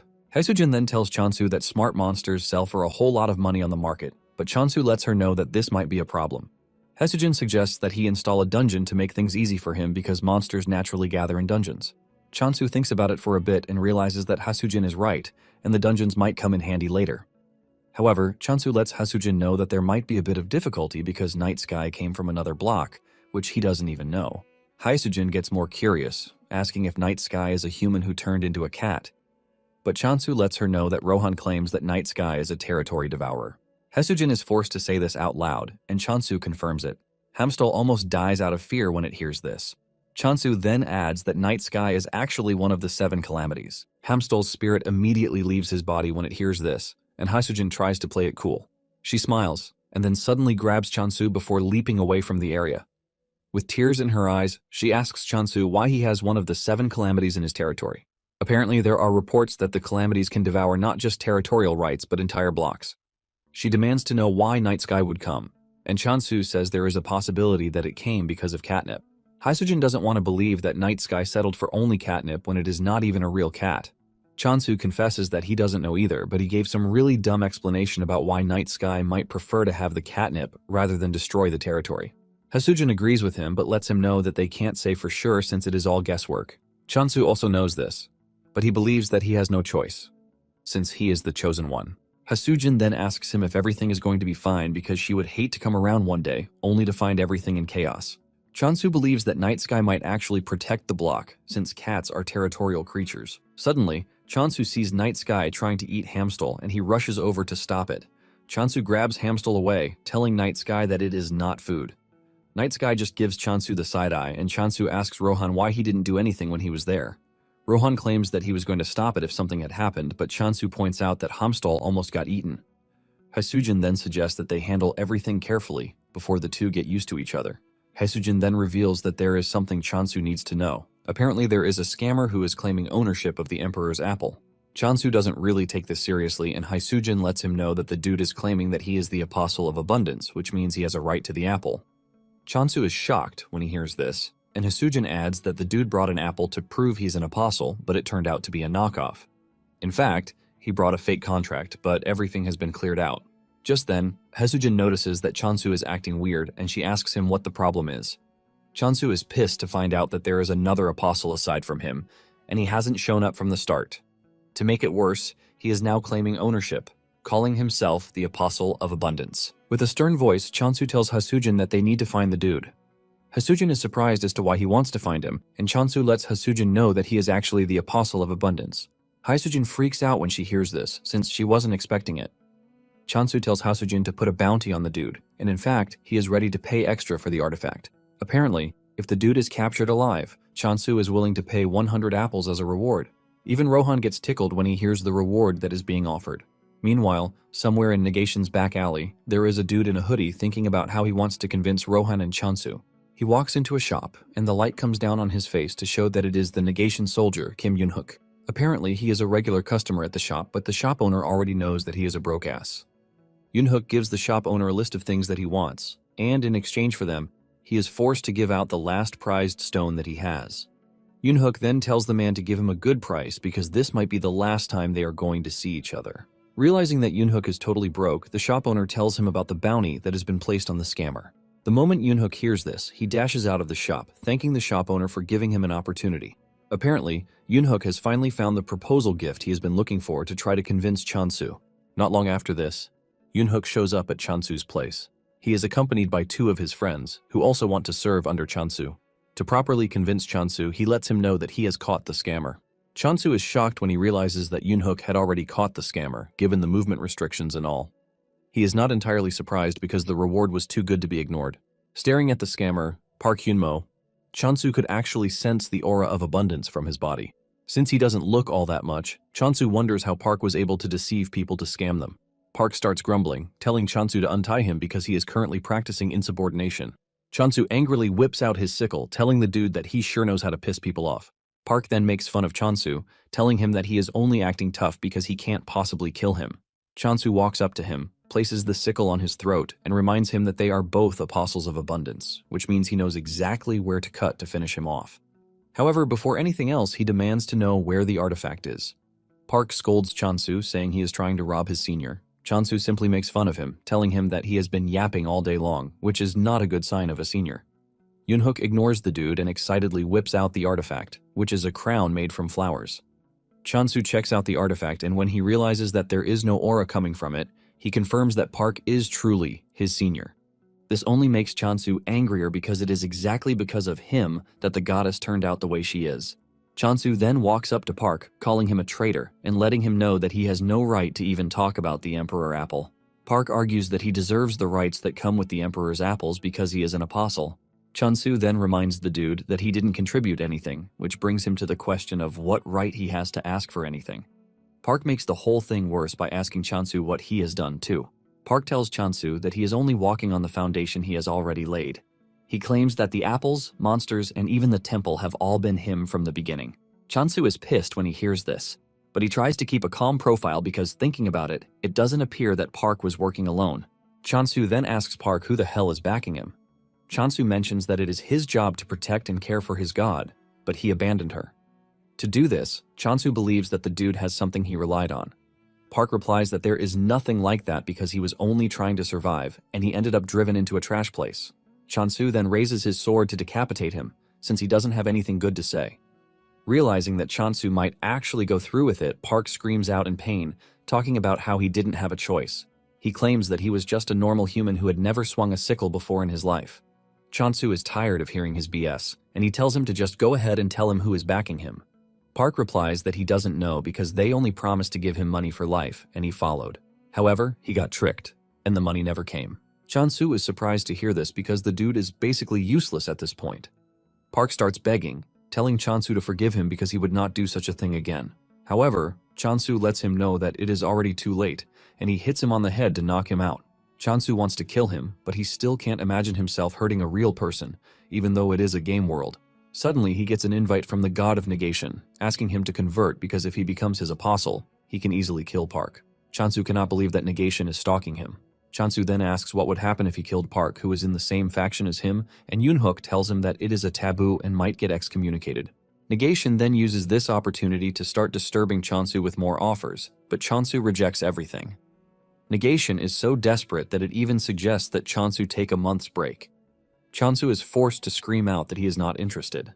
Chon-soo then figures out that Negation is connected to him somehow, which is why he is able to send messages to him the way he wants. Since Yoon-hook is begging to be hired, Chon-soo gives him his first task, which is watching over Park. Not long after this, Chon-soo returns to the temple with the artifact of abundance. Chon-soo lets the goddess know that he is there to return what originally belongs to her, and the goddess doesn't want to take it. However, Chon-soo lets her know that she can, because he is doing fine even without the artifact. The goddess finally takes it, and this emits a bright light that leads to a divine transformation. Chon-soo watches in shock as the goddess transforms from the plant form into a young girl. Her subordinates jump up in joy because the goddess has finally gained her powers. Chansu is shocked when he sees this because he didn't believe that he was standing right in front of the goddess. Chansu smiles because he never thought he would see this day. Just then, the goddess appoints Chansu as the chief apostle, which gives him the power to manage other apostles. Chansu is surprised because he didn't know that a function like this actually existed. Chansu immediately makes the decision on Park, since he can't kill him. Chansu wastes no time demoting Park to a servant, ultimately stripping him of his apostle title. The goddess is left in shock, and so are her subordinates. This is also when it dawns on Chansu that the title of chief apostle is gone. He notices the goddess's reaction, and he realizes that the goddess must have really cared, but he somehow messed things up. Just then, the goddess starts transforming back into her plant form. Chansu kneels in front of the goddess, apologizing to her, but he lets her know that it is not advisable to keep a traitor in their midst. Chansu then assures the goddess that he is going to grow their influence further, so she has nothing to worry about. The goddess is happy to hear this, and she grants another skill option for Chansu. He gets the option to pick between the communication skill and the health abundance skill. Chansu is surprised to see this because the goddess is basically overworking herself at this point. Nonetheless, he decides to check it out. Meanwhile, the chick is pretty mad that Chansu is excommunicating people when they barely have any apostles. Thankfully, the pig is there to hold it down. The chick stares at Chansu, hoping that he will pick the communication skill so that they can avoid situations like the one that just happened. To their dismay, Chansu picks the healthy abundance option even though he has no idea what the skill does. He just assumes that it is a passive skill that makes one healthier as they eat food blessed with abundance. The goddess and her subordinates break down in tears because they believe it is finally the end, since Chansu doesn't look like someone who is ready to select the communication skill. They are still troubled about this when the goddess finally transforms back into her plant form. Seeing this, Chansu has no choice but to hope that the healthy abundance helps in a lot of ways. Later on, those who have been scammed by Park all receive a free Emperor Apple from Chansu through the circulation company. They are all informed to be wary of next time because the Emperor Apple only comes via the circulation company. One mother cuts out a slice and hands it to her son. Upon tasting the apple, the son freaks out because of how delicious it is, and he ends up using the F word. His mother believes that he is overreacting, but when she has a taste too, she has no choice but to use the F word. The woman decides that she has no choice but to brag about how good the apple is. Days later, the online community is going crazy about how good the apple is. The online posts then further increase the glaze on the apple. In no time, the rumors start to mutate into the fact that the Emperor Apple is good for virility. Meanwhile, the situation is being monitored by a dude in glasses. Later on, Chansu thinks about the next plan of action. He is glad that he managed to secure all the blocks around the temple, and since Rohan is with him, he believes that everything should be fine. Not long after this, Haesujin shows up to tell Chansu that they have a problem. She lets him know that there is a new rumor about the Emperor's apples. Chansu doesn't think it's that serious since the apples have turned into a cure-all apple. However, he freaks out when he hears that the rumor is about virility. He realizes that this is not a simple statement since the Earth is already losing its vitality. Basically, the issue of virility was a serious one that some people even died from eating a snake's gallbladder thanks to how desperate they were. Haesujin then asks him if he is pretty sure that there are no actual effects coming from the apples. Chansu then mentions that there are a few who claim that they are seeing results, and this includes Rohan. Chansu believes that this is basically because they feel better, and in addition, he didn't even add any special virility boost effect to the apples. Chansu then suggests that they grow a fruit that is actually good for virility if they are trying to avoid backlash. Haesujin agrees with him, saying this is a good idea. They obviously do not need marketing for it again because it has publicized itself already. However, the question of which crop is going to work remains. The question and Rohan suggests that they use wolfberries. Chansu is surprised to hear this because he believed that Rohan only cared about apples. Since Rohan suggested wolfberries, Chansu decides to go with that, and he mentions that they are going to need workers. Fortunately for Yunhook, his chance finally came, and he assures Chansu that he is going to work really well. Chansu is surprised to see how eager the dude is to work, and Chansu lets him know that he is not obligated to decide so quickly. In addition, he lets him know that he is not forcing him to participate either. One of Yunhook's friends then asks Chansu what it is that they are planning to cultivate. Chansu reveals that it is wolfberries, and the dude immediately goes on his knees, begging Chansu to take him in. Chansu cannot believe how desperate they are to work because everybody connected to Yunhook is ready to join in. At this point, Chansu assumes that the group has issues. Not long after this, Chansu invites Haesujin, and he gives her a basket of the wolfberries that have been cultivated to tackle the virility issue. In fact, Chansu has created a pill that would induce potency in just 30 minutes. Haesujin is blown away because Chansu was able to create something like this in a short space of time. Chansu is a bit embarrassed because this is the first time he will be using the Blessing of Abundance to actually boost a specific body function. However, he was able to discover the method thanks to a dude who is an expert in pleasure relations. Chansu then tells Hasujin that they might see a wider variety of medicines being released for a while, and he urges Hasujin to verify the safety first. Hasujin looks absolutely invested as she assures Chansu that she is going to make sure she turns every one of the wolfberries into gold. Chansu smiles, telling Hasujin that he would be counting on her. Deep down, Chansu is eager to see what kind of news the wolfberries will bring this time around. When Hasujin returned to the office, she started thinking of a way to get people to buy the berries, and her option was to make them think with their lower body rather than their heads.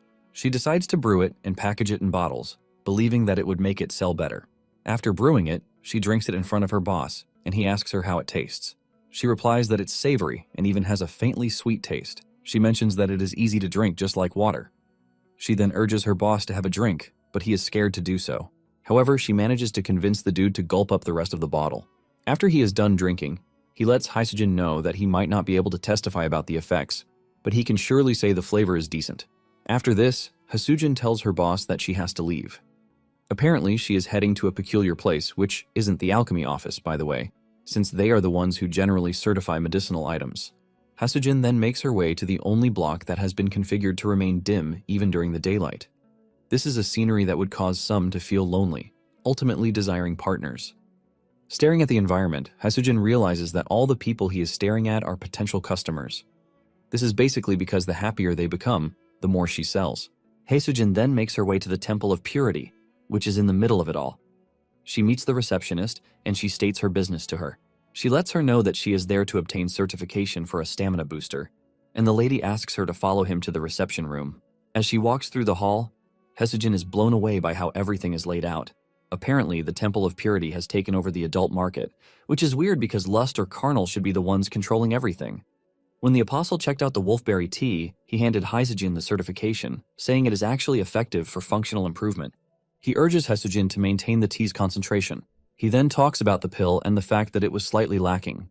Hasujin asks him what the issue is, and he lets her know that wolfberries are excellent ingredients, but they need to be combined with other components. He suggests that they cultivate the other ingredients alongside the wolfberries to increase the efficacy. He tells Hasujin that she is free to supply the ingredients if she's having difficulty getting the right mix. However, this would mean that the stamina booster would be sold under the Purity brand. However, he lets her know that whatever she chooses is fine by him. Hasujin is surprised to hear how confident the apostle is, and she reminds him that she might end up having a formidable competitor.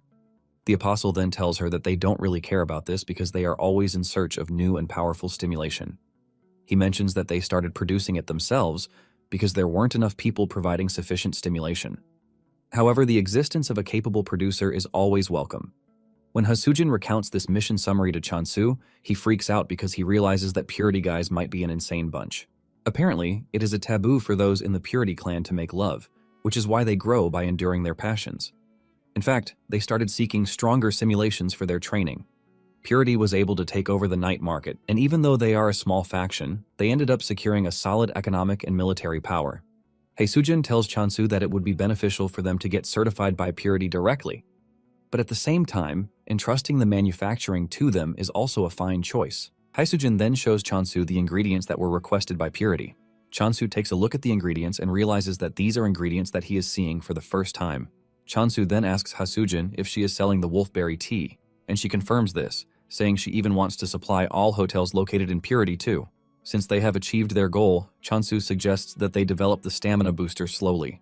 Chansu believes that everything has come to a calm state until he gets a visit from the Legend of Purity. This is a man who has not engaged in pleasure since the age of 40. This man is Park Hang-yeol, the Archmage of Purity. Apparently, he has come to see Chansu because he claims that he is on the verge of losing his manhood function, and if he loses it, he is going to be expelled from Purity. Chansu freaks out when he finds out that the chances of recovery are pretty low. In the start, people saw Purity as just a facade befitting the image of Purity. They were seen as ones who lived an unstained life with an aura that transcended the secular world. However, the whole block was built on territorial warfare, and given the fact that Purity has a weak faction, its future was obvious. To protect its power, Purity realized that it needed power. This was when Park realized that chastity is not the same as purity. He figures out that as long as self-control is maintained, anything is fine, With this realization, Park alone was able to produce half of the total points generated by purity in just 1 year. Chansu is surprised to hear this, and he asks Park if the god of purity allowed him to do that. Park narrates that there were initial talks about excommunicating him, but once the god saw the points he was generating, he personally encouraged Park's method. This induced a great wind of innovation in purity. Deep down, Chansu believes that this is all an addiction because both sides are corrupted at this point. Apparently, the greater the temptation one endures, the faster their spirit grows. In no time, the skill grew so much that even before impulses arose, the temptation had disappeared. Since the duty of purity is to suppress pleasure impulses and maintain integrity, Park knows he is going to lose his qualifications if the root itself disappears. Because of this, Park holds Chansu's hand, begging him to help him out, because there seems to be hope in the wolf berries. Chansu is left in confusion because he doesn't think he has what it takes to defeat a skill that has been honed for over 30 years. Park then tells him that it is not an immediate problem, so he begs him to focus on product development. Park brings out an envelope and he hands it to Chansu. He lets him know that he is ready to support his research with everything. Chansu opens the envelope and almost passes out in shock because of the high amount of money that Park is willing to give him as a reward if he succeeds. Because of how high the reward is, Chansu has no choice but to accept the task. Meanwhile, one of the first generations of the Purity Apostles calls a meeting with his colleagues. Apparently, they want to start building plans on how to maintain purity itself. It has come to their attention that abundance has created a stamina booster. They have also verified its effectiveness, and judging from consumer reactions, they believe that stronger versions wouldn't be impossible. Apparently, the food division of alchemy is furious because of the berry tea. This is because some are already choosing the tea over what alchemy has been selling. The apostles are surprised that the grand alchemist Unsu brushed this matter aside. One of them then mentions that Unsu's friend, Rohan, has taken the Apostle of Abundance under his wings. They start thinking of the next thing, and one suggests that they approach Chansu with a good offer. Another mentions that they actually know his block's location, but going directly will definitely not work. He points out that Park, who is now with Chansu, would just detect them and chase them out. One of them immediately comes up with a suggestion. He tells his colleagues that they need to ally themselves with alchemy and draw out Chansu. Once Chansu is left alone, they kick their plan into motion. Back at Chansu's territory, he tells Yunhook to follow him because he has something to tell him. Just then, Yunhook spots his defeated creation, Hercules, in the distance. He rushes over to hug the headless creature because he didn't think he would ever see it again. Apparently, Chansu restored it because he figured out that Yunhook would resent him if he allowed Hercules to rot. Since Chansu and Yunhook will be working together, he figures out that it would be better if he raises his affection level. Chansu then asks Yunhook if he doesn't mind that the Hercules is missing its head, and Yunhook says no because the job he needs it for is simple labor. In fact, with Hercules by his side, he is confident that his labor output will increase by 17 times. Chansu then points out the skeleton soldiers too, but Yunhook is not convinced that the skeleton soldiers would be of much help. However, Chansu urges Yunhook to teach them because they might get better at it. Yunhook reluctantly agrees to this, but says they have to, or else they are just going to get in the way. Chansu is actually impressed that Yunhook can handle the skeleton soldiers, and he considers him an affectionate person. Suddenly, Chansu hears a scream in the distance, and when he looks around, he sees Park chasing around the hard worker. Apparently, Park believes that the dude is the perfect person to inherit his legacy, but the dude says he is not interested because he would like to get married and live happily ever after. The dude hides behind Chansu for safety, and Chansu urges Park not to push the dude too hard. Park then asks Chansu if he is interested in inheriting his legacy, but Chansu outrightly refuses. Chansu then whips out the new pills that he just finished, and he tells Park to try them out. Park tastes the two and mentions that they both fall under 32 and 33 points, respectively.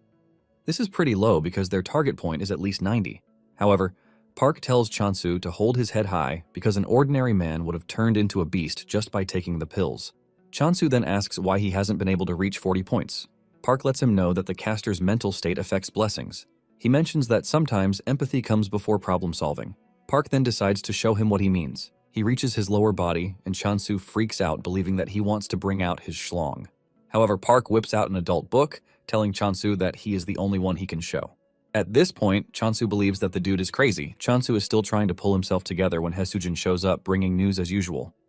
With excitement on her face, she tells Chansu that alchemy has sent a dungeon subjugation request to Chansu. Chansu hears this and immediately pictures a dragon in his head, causing him to freak out because he doesn't know why they would request this from a farmer. Chansu wonders why they sent this request to him, since all he has is a rusty sickle and the only skill he has is decapitation, which barely counts as one in the first place. Chansu is forced to ask Haesujin if he doesn't look like a farmer because everything just doesn't seem right to him.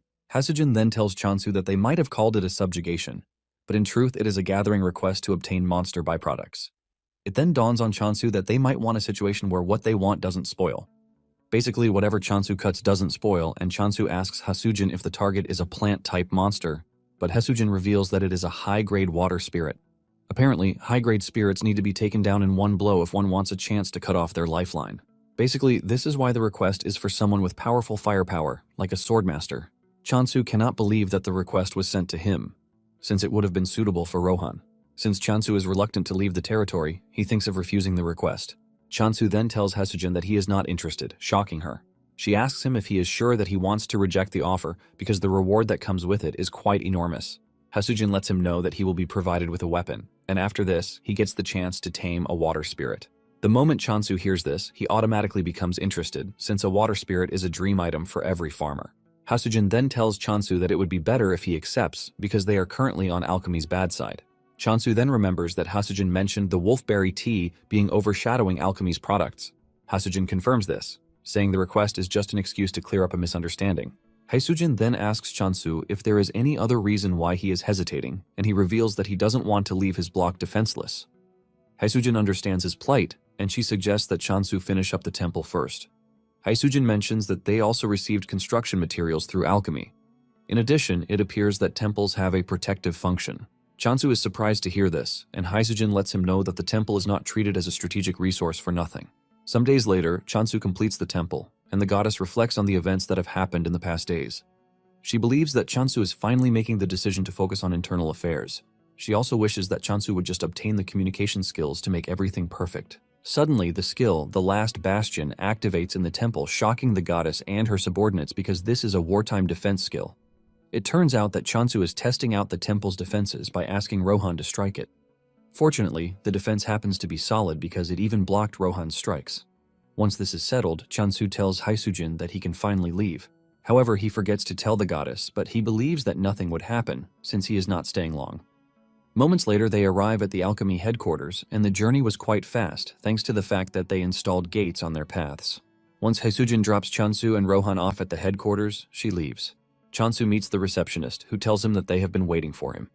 She hands Chansu a box containing the weapon they promised him, and she lets him know that he is free to exchange it for another if he doesn't like it. Chansu ends up handing over the box to Rohan for safekeeping in exchange for 2 apples. The lady then tells Chansu that he would have to cast a blessing on the potion used to tame the water spirit. She lets him know that she also can use their own blessing because his own blessing of abundance might fail. She asks Chansu what option he is going to choose, and since there is no record of what would happen if he uses his blessing, Chansu decides to use his own blessing. The lady then tells Chansu to follow her to the dungeon so he can hear the rest of the explanation as they go. Moments later, they arrive at the dungeon, and the lady lets Chansu know that everything has been set up already.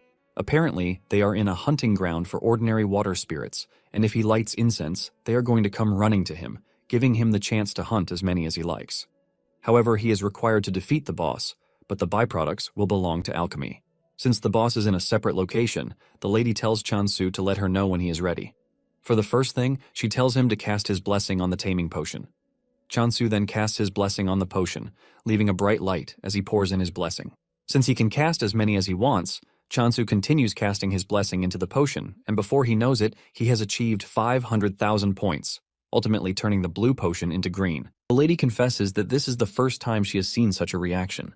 Curious, she rushes over to bring a water spirit. She throws the water spirit at Chansu, telling him to throw the potion at the water spirit. The potion hits the spirit midway, and the water spirit starts to absorb it. This leaves them wondering if it actually happened.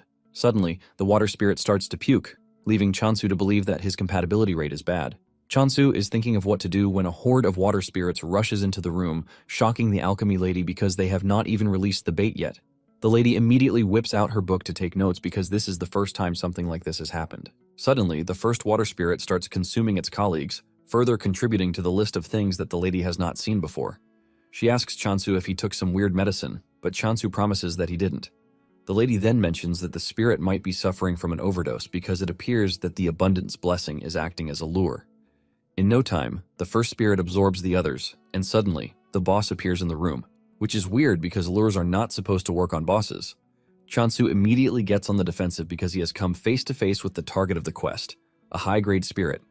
He is still trying to figure out what to do when the other spirit starts absorbing the boss spirit, causing it to get even bigger. The lady crashes to her knees because she can't believe that the boss just got eaten right in her presence. Even Chansu holds his head in frustration, wondering why they asked a farmer to clear a dungeon. To make it worse, the spirit's puking got even worse. Chansu tries to comfort the spirit, telling it that it is not its fault because he is the one who should have thought twice before throwing the medicine at it. Chansu places his hand on the spirit, urging it to let it all out because it would definitely feel better. Chansu also decides to stabilize the energy that is rampaging inside the spirit. After letting off a lot of liquid, the spirit ends up getting smaller. Chansu is about to say it is cute when it spits on his face. Just then, the water spirit transforms into an orb and sits gently on Chansu's hand. The lady alchemist then congratulates Chansu, telling him that he has successfully tamed a water spirit. However, she lets him know that she breached the contract by not securing the high-grade water spirit. Just then, she lets him know the two things he has to say if anyone tries to pin this logic on him. The first thing he's going to say is that the medicine provided by alchemy caused the whole mess, and secondly, he will be handing over the rights to the water that came out of the spirit. Chansu is surprised that they are interested in the vomit, but he really doesn't mind. The lady lets Chansu know that the spirit will wake up once it regains its spirit. However, she warns him that it might look different than usual, but she urges him not to be scared or shocked. Suddenly, a dude from the food department rushes into the room, declaring the whole raid a failure. Since Chansu is said to have failed, he mentions that Chansu would have to pay a penalty fee. Chansu immediately follows the lady's advice, and he mentions that the medicine provided by alchemy was what caused the mess. The dude argues that Chansu was the one who used it wrongly. He declares that they are going to be confiscating the water spirit and the weapon provided. Just then, Rohan throws his sword at the guy, but misses by an inch, thanks to Unsu showing up to drag him out of harm's way. The dude's eyes flash before his eyes, and Rohan mentions how pissed he is that he is making a mess of everything. Yunsu tells Rohan that he should resort to greetings instead of violence, since they have not even seen each other in ages. Yunsu then urges the dude to leave because he has no right to be there, or else he wants to lose his dispatcher qualifications and get buried in lawsuits. The dude immediately apologizes for causing a ruckus, and he leaves. Yunsu then walks up to Chansu to introduce himself to the dude. He apologizes that things got heated up on their first meeting, and he suggests that they wrap up business first. Yunsu tells Chansu that the raid might have failed, but thanks to that, they have a chance at the potent spirit water. He is pretty sure that alchemy is going to go crazy when they learn about a water that lures a boss. Since Chansu is not going to need it, he suggests that Chansu sell it to them. Chansu cannot believe that they are willing to pay money for puke. Yunsu lets him know that they are going to mark the raid a success if he sells it, but if he doesn't, they are not going to. Unsu has not even finished saying this when Chansu agrees to sell it. After this, Yunsu lets Chansu know that they have equipment that can make life easy for him without having prior knowledge about alchemy. Chansu has no issue with this, but he is more concerned with making medicine. He is scared that this might cause a conflict of interest like the tea. Unsu smiles, telling Chansu that they will always welcome a competitor, as long as they are competent. On their way out of the headquarters, Chansu reveals that he is not Rohan's disciple. Chansu then asks Unsu if he is cool with Rohan. Unsu is confused by this, and Chansu reminds him that Rohan threw a sword at him because of him. Unsu smiles, telling Chansu that this is nothing, because Rohan probably doesn't even care. Chansu then tells Yunsu that Rohan is obsessed with apples. He wants to know if there is anything that can be done, but Yunsu tells him to give up because there is no way to convince Rohan. Just then, a driver pulls up beside them, telling Chansu that he is there to escort him, leaving Chansu confused. Apparently, Purity was the one who sent the dude to pick Chansu. On their way to Purity headquarters, Chansu is surprised that Purity would even ask to see him. He assumes that Purity is curious about Park, who is staying with him. Upon arriving at Purity, Chansu is surprised to see that it is dark, just like Hasujin mentioned. Chansu steps out of the vehicle, and he is blown away by how massive and beautiful the Purity Temple is. He admits that it is different from the others, and the driver urges him to follow him so he can escort him to the reception room. Moments later, Chansu and Rohan arrive at the room where the elders are waiting. The elders apologize to Chansu for calling him out of the blue. They assume that he is tired from his journey, and they offer him tea. One of them then asks Chansu about Park. Chansu then decides that he is going to tell the truth to avoid giving false hopes. Chansu mentions that there have been no improvements whatsoever. Another elder asks him about the development of the medicine, and Chansu reveals that it is slow, but there is a bit of progress. They ask him if there is the possibility for progress, and Chansu assures them that he is going to try his best. Suddenly, the elder with glasses on tells Chansu to stop the production of the cure, shocking Chansu. In fact, they want him to drag out the completion process for the medicine. Chansu reveals his confusion because he believes that Park is important to them. One of them then tells Chansu that it would be better if he joined them, since making the medicine is difficult. They let Chansu know that they are going to give him double of whatever Park promised him. This is when it dawns on Chansu that he might have gotten himself involved in a troublesome issue because they appear to be wary of Park because of his influence. Chansu then tells the elders that he is just going to ignore what he just heard. Deep down, Chansu cannot believe that they expect him to trust people who would betray their own comrades. Chansu then stands up to leave, telling the elders that he hopes they all reach an amicable agreement. One of them screams at Chansu, telling him that purity is not the way it's supposed to be. He talks about the vulgar things that the apostles are doing, but Chansu reminds them that whatever is happening is also the will of their God. Just then, one of them tells Chansu that they are going to cancel the tea certification that they gave to him. Chansu is shocked when he hears this because they pushed him into a corner. Chansu starts thinking of talking to them, but he lets them know that going back on their words would basically make purity lose its credibility. Rohan then tells Chansu that it is time for them to leave. The elder in glasses screams at Chansu, telling him that he is going to regret his decision, but Chansu tells them to do whatever they like. After Chansu is gone, the elder in glasses apologizes to his comrades, saying his acting must have been lacking. However, they let him know that he tried his best because they all chose this plan, since direct harm is not allowed. Since their third method is a failure, the group decides to move to Plan 4. With no one in objection, they all decide to go ahead with the plan, since they are all aiming to achieve their target. Apparently, they are going to make Chansu lose focus on creating the vitality potion by diverting his focus to other things. In short, they are planning to make Chansu a hero. Not long after this, Chansu returns to the territory and the goddess rushes over to hug him. The others are also happy to see him, and they just wish he would get the communication skill quickly so that everything can become easy. Park then asks Chansu if he had a safe trip, and Chansu lets him know that he did, thanks to him protecting the block. Chansu then tells Park that he has something to tell him, and this is the fact that the elders are betraying him. Park doesn't want to believe this because he believes that the elders are just having a minor feud. But when Chansu tells him that the elders already instructed him to stop making the vitality potion, Park almost shatters into pieces. Park apologizes for this and tells Chansu that he will leave to sort everything, but Rohan tells him that it would be better not to go. Chansu mentions that after talking with Rohan, they have figured out that the elders are just trying to delay the development of the vitality potion. Chansu says it appears that the elders have no trick up their sleeve, but he doesn't know what it is yet. Park then says the elders care about their bodies and would not do something that is dangerous. He believes that the elders might just call Chansu to apologize, but Chansu doubts this because the elders are really proud. Park then asks Chansu what he plans to do, and Chansu reveals his plan to speed up the development of the vitality potion. Suddenly, a bright light starts shining from under Chansu's lower body. Park immediately assumes the worst, but Chansu quickly whips out the source of the light, which is the water spirit orb. Apparently, the water spirit is waking up from its sleep, and when the goddess sees this, she starts wondering what her apostles have gone ahead and done again. Just then, the water spirit emerges and jumps on the ground. To Chansu's surprise, it is not what he expected because it turned out to be a slime. Meanwhile, the Purity Elder's 4-stage plan is basically to conciliate, threaten, stall for time, and then make Chansu a hero. Chansu freezes up as he tries to understand why the water spirit is a slime. Even Park is surprised because he has never heard of a water spirit being a slime. Chansu then gets close to the slime to touch it, only for the slime to whip out its squishy hands, shocking Chansu. Nonetheless, Chansu figures out that the spirit can understand them. Park then congratulates Chansu, saying it is hard to tame spirits. Just as expected, the goddess's subordinates start screaming at the slime to greet the goddess, since it is the latest addition to the team. Chansu then introduces the slime to the rest of the team, and it dawns on him that the slime doesn't have a name yet. As usual, Rohan comes up with one of his weird suggestions. He tells Chansu that they should name the slime Wadit, but Chansu immediately rejects the idea, and he decides to name the slime Spring. Park is pleased with the name, and he asks Chansu if it has any meaning. Chansu reveals that he took the name from the spring season when plants grow fresh and lively. After he is done naming the slime, he suggests that they see what the slime can do. Just then, he notices that everyone on the team is hungry, and he decides to make food first. He tells Park to stay around because it is dinner time already, assuring him that he is going to prepare something delicious. In no time, Chansu gets down to preparations, and Park asks him what he is planning to make. Chansu replies that Park will find out very soon. When Chansu needs help with the apple, he throws it to Rohan, who slices it into tiny bits with his sword.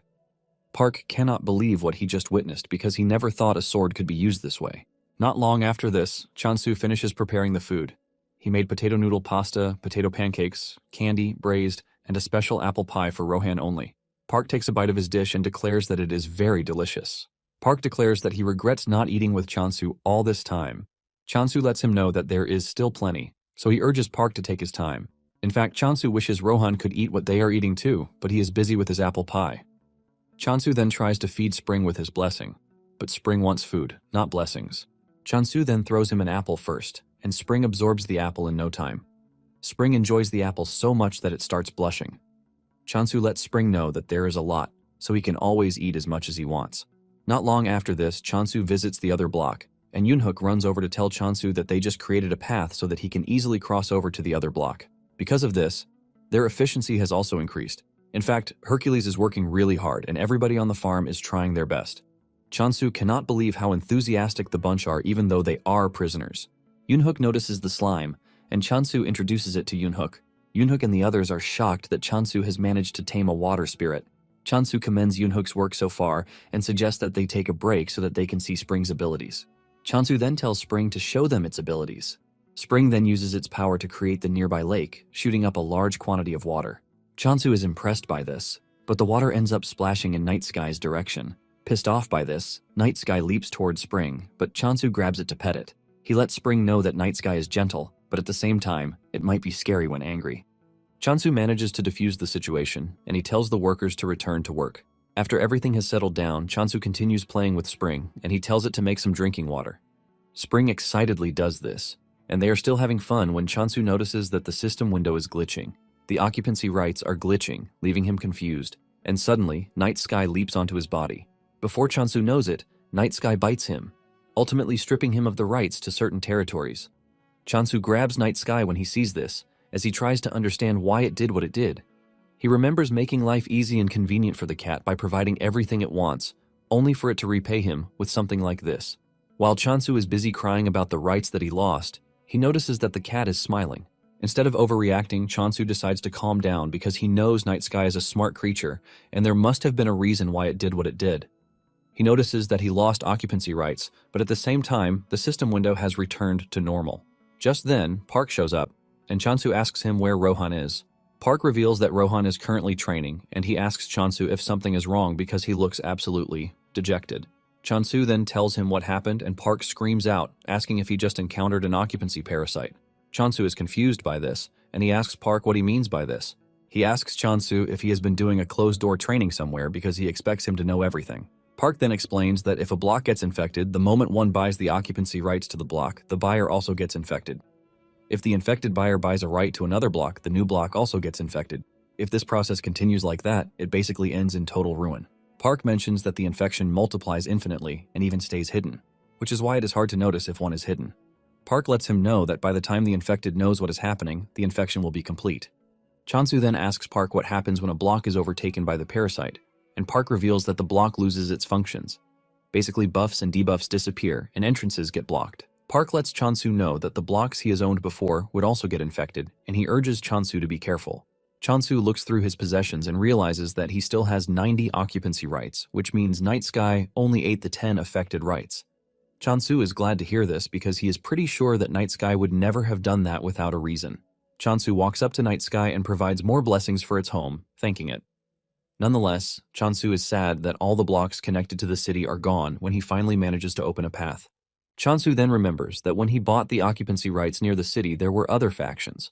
Chansu then asks Park if there is an insecticide or something for the bug because he wants to know how they have dealt with the issue till that moment. Park mentions that there might be a solution, but there has not been a certain solution.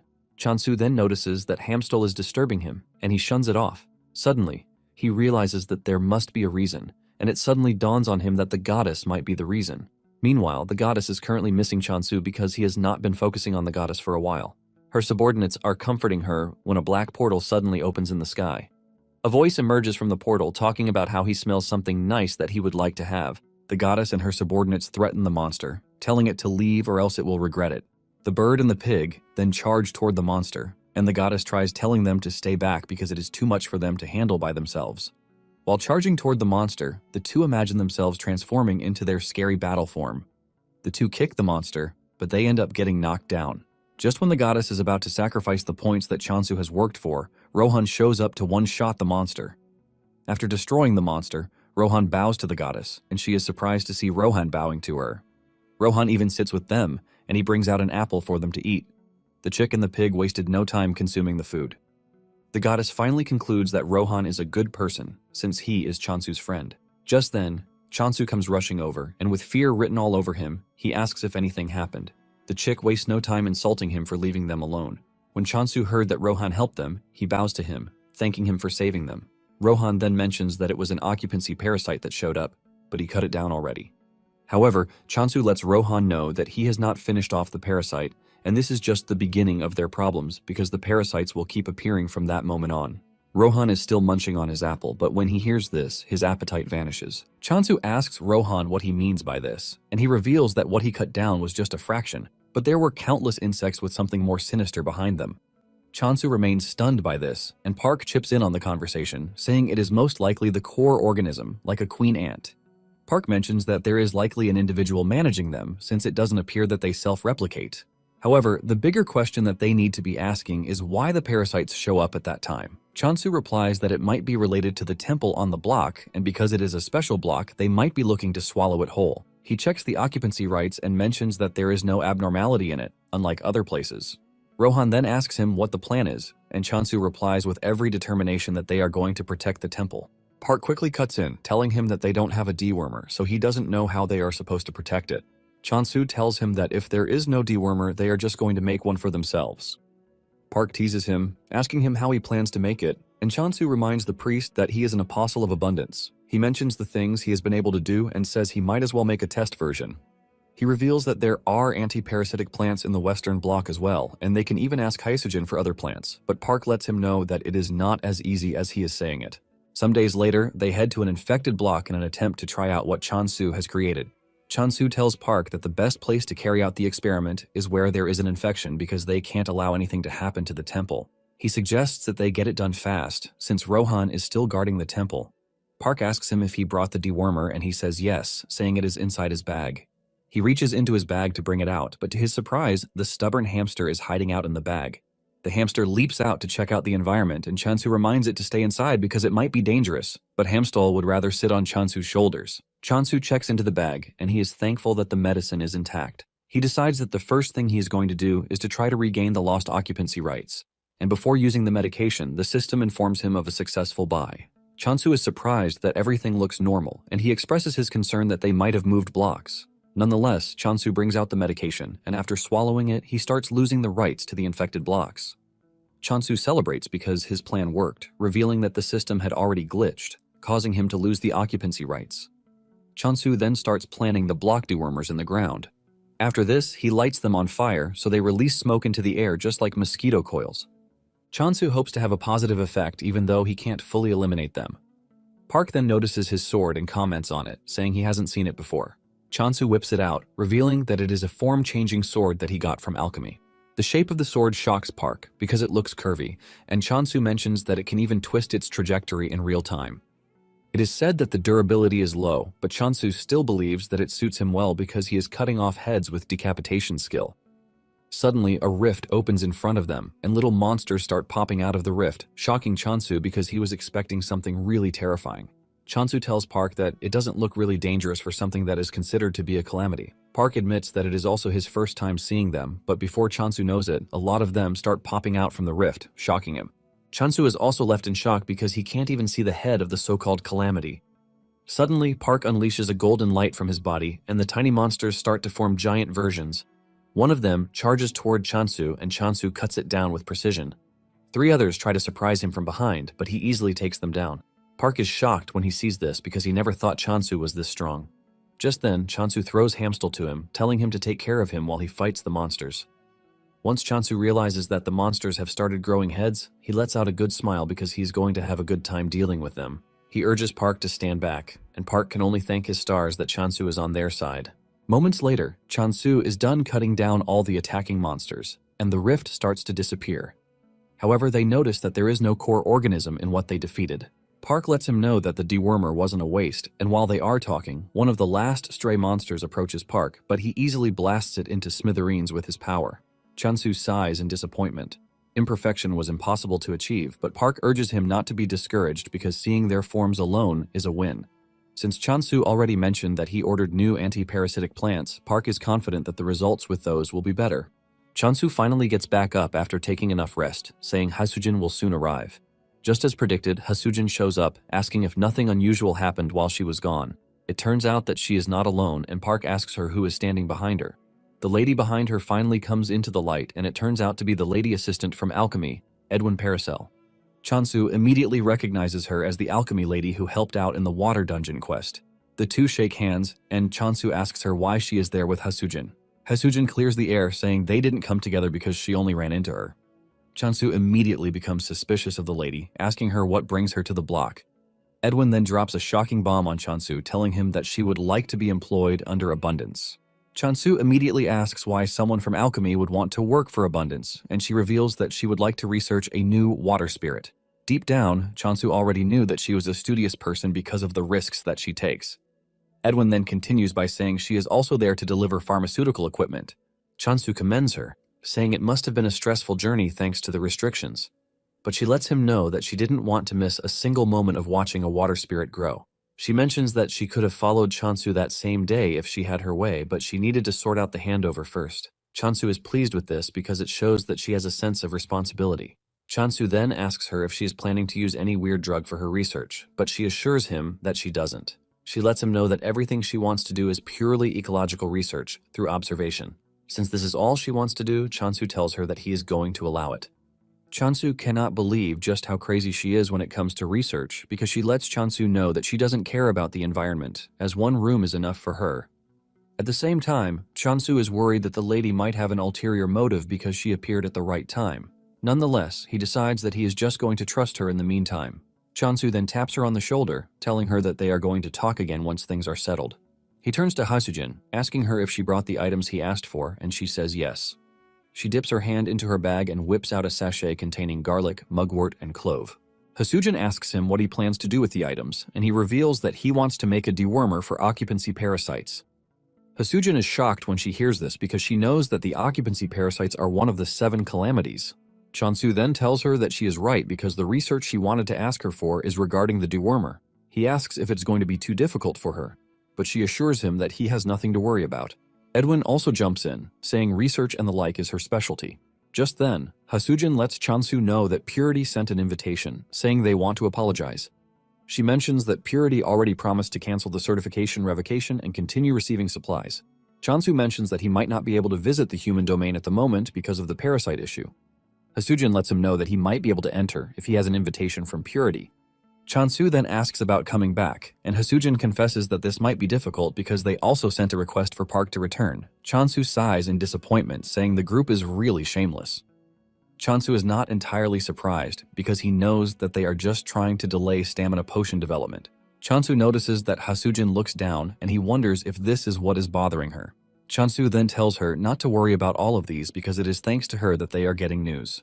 Hasujin smiles when she hears this, thanking Chansu for the compliment. She then reveals the last bit of news, saying that if someone eats or owns anything from outside the human domain, they will be infected by a parasite. Park is shocked by this, and he asks if this is also Purity's doing, but Hasujin replies that no one is certain about it. Apparently, there is a bulk load of people who want to monopolize the Emperor Apple. Seeing how important the whole thing is, Chansu suggests that they go immediately. He tells Hasujin to meet him in the West Block because he needs to get Spring. When Edwin finally sees Spring, she freaks out in shock because she didn't expect it to take this kind of form. She mentions that water spirits are usually in human form, not in the shape of a slime. Chansu lets her know that the slime's name is Spring, while asking if there are any special advantages to the slime form. The only thing she can mention is that Spring is cute, and Chansu just agrees with her. Chansu then tells Spring that Edwin would like to examine him. He asks him if it is fine by him, and he lets off a sign to show that he is good with it. Since Spring has no issue with it, Chansu suggests that they discuss the employment terms, but Edwin reminds him that all she needs is a room and board. Chansu disagrees, saying he is going to pay her a minimum wage of 1 Emperor Apple per day. 1 apple is worth 200,000, so Chansu believes that this should be fine. He also lets her know that she has no right to go to the temple, so she will be working in the block where they are. Edwin freaks out when she hears this because this is the same block where the corruption dudes, like the skeletons, are working. Edwin almost passes out in shock because she can't believe that she has to work with corruption. She urges Chansu to reconsider because she might just come down with nightmares, but Chansu tells her that they are all employed by abundance, so she has nothing to worry about. He adds that they are getting paid well, while mentioning the fact that they are better than they look. Edwin realizes that she has no choice and starts to accept her new reality. Just then, Night Sky walks up to her, and she ignorantly pats him on the head like a regular cat.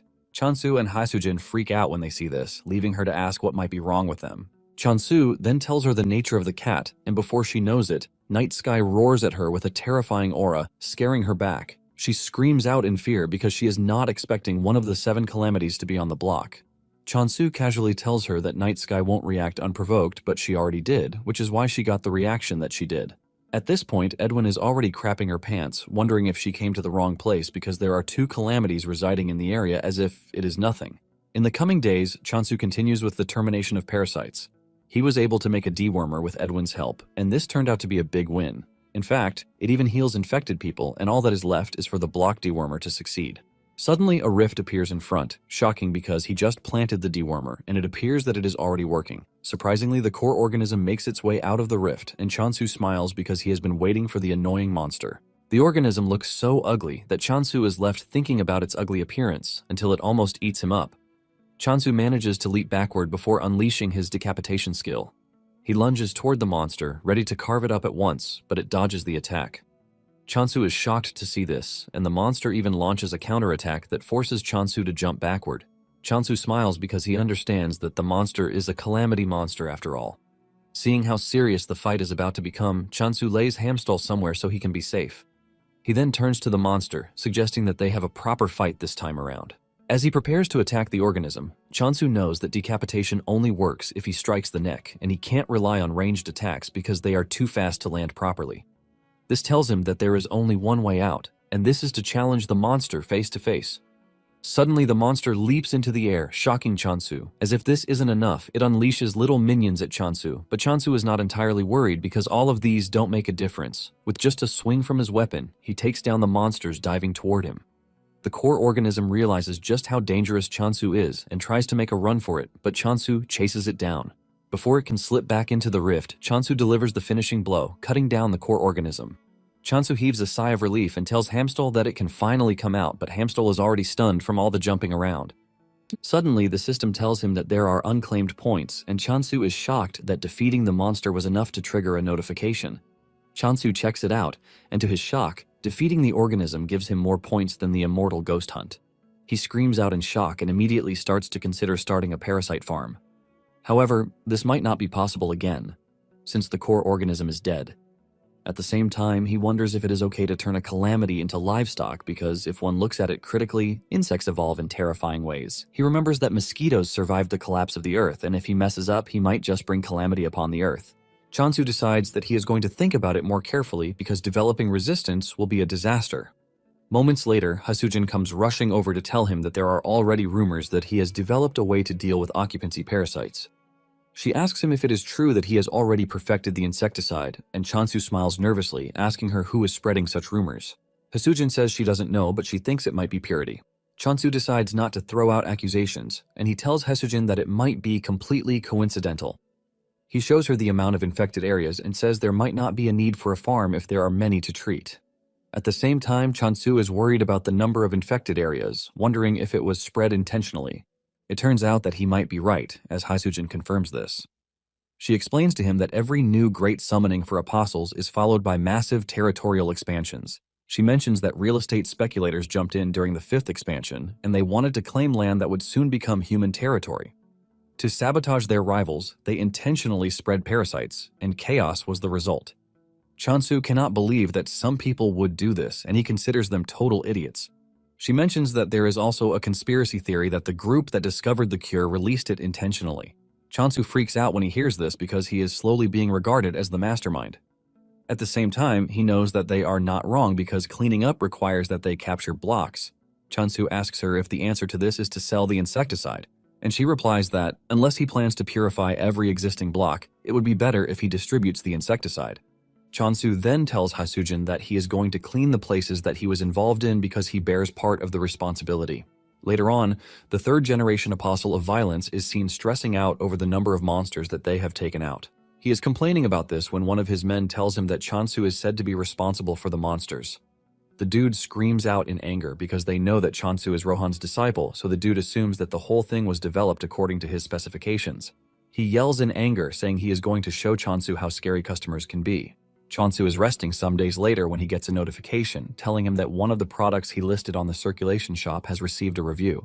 Chansu is excited by the whole review thing because he wants to know what someone thinks about his insecticide. He quickly stands up to check it out, and he realizes that there is no reaction to the insecticides. However, he wants to know about the burning ones, and this is when he starts seeing low-star reviews. One even says he almost died using it, but in a shocking turn of events, one customer leaves a comment telling everyone to eat the insecticide instead. This person gave it 5 stars, but Chansu doesn't care about that because he is freaking out over someone who is in their right mind eating what they are supposed to burn.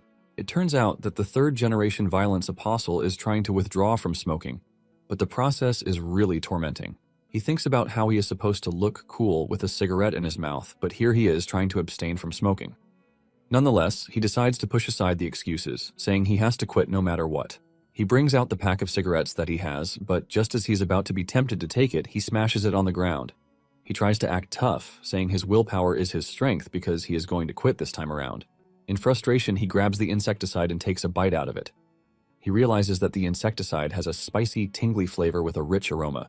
He is surprised that the taste is also good, leaving him wondering what it is because he only munched on it out of anger. Meanwhile, Chansu is still freaking out about the reviews because he can't believe that a dewormer managed to turn into a smoking cessation aid. He is in the middle of this when Hasujin shows up asking him if he has seen the reviews for the dewormer. Chansu replies that he has, and it was already causing him a bit of a headache. Hasujin, on the other hand, is exhilarated because she believes that the insecticide is going to be a huge hit. She mentions that it has gone from being a quit-smoking aid to a popular spice. Chansu is forced to ask her why people are setting it on fire when there is already an oral dewormer. Even though it is not meant to be eaten, it is not particularly dangerous. Since Chansu doesn't know why people are eating it, Hasujin gives him a stick, telling him to try it out. Chansu does, and he admits that it is somewhat delicious. And since the effect of abundance is on it, one won't die after eating it. However, he thinks edible and should eat are very different. Hasujin asks him if he has seen that the taste is okay because the unique spicy kick perfectly meets the needs of people trying to quit smoking. Chansu then realizes that they are using the stick instead of candy or gum. Chansu admits that it is nice, but he doesn't understand why it has become a popular spice. Hasujin cannot believe just how disconnected Chansu is from the world, but she decides to explain things to him. Hasujin reminds him that the world is full of believers, apostles, and general citizens. She mentions that among the original residents of the world, those who serve a god are called believers.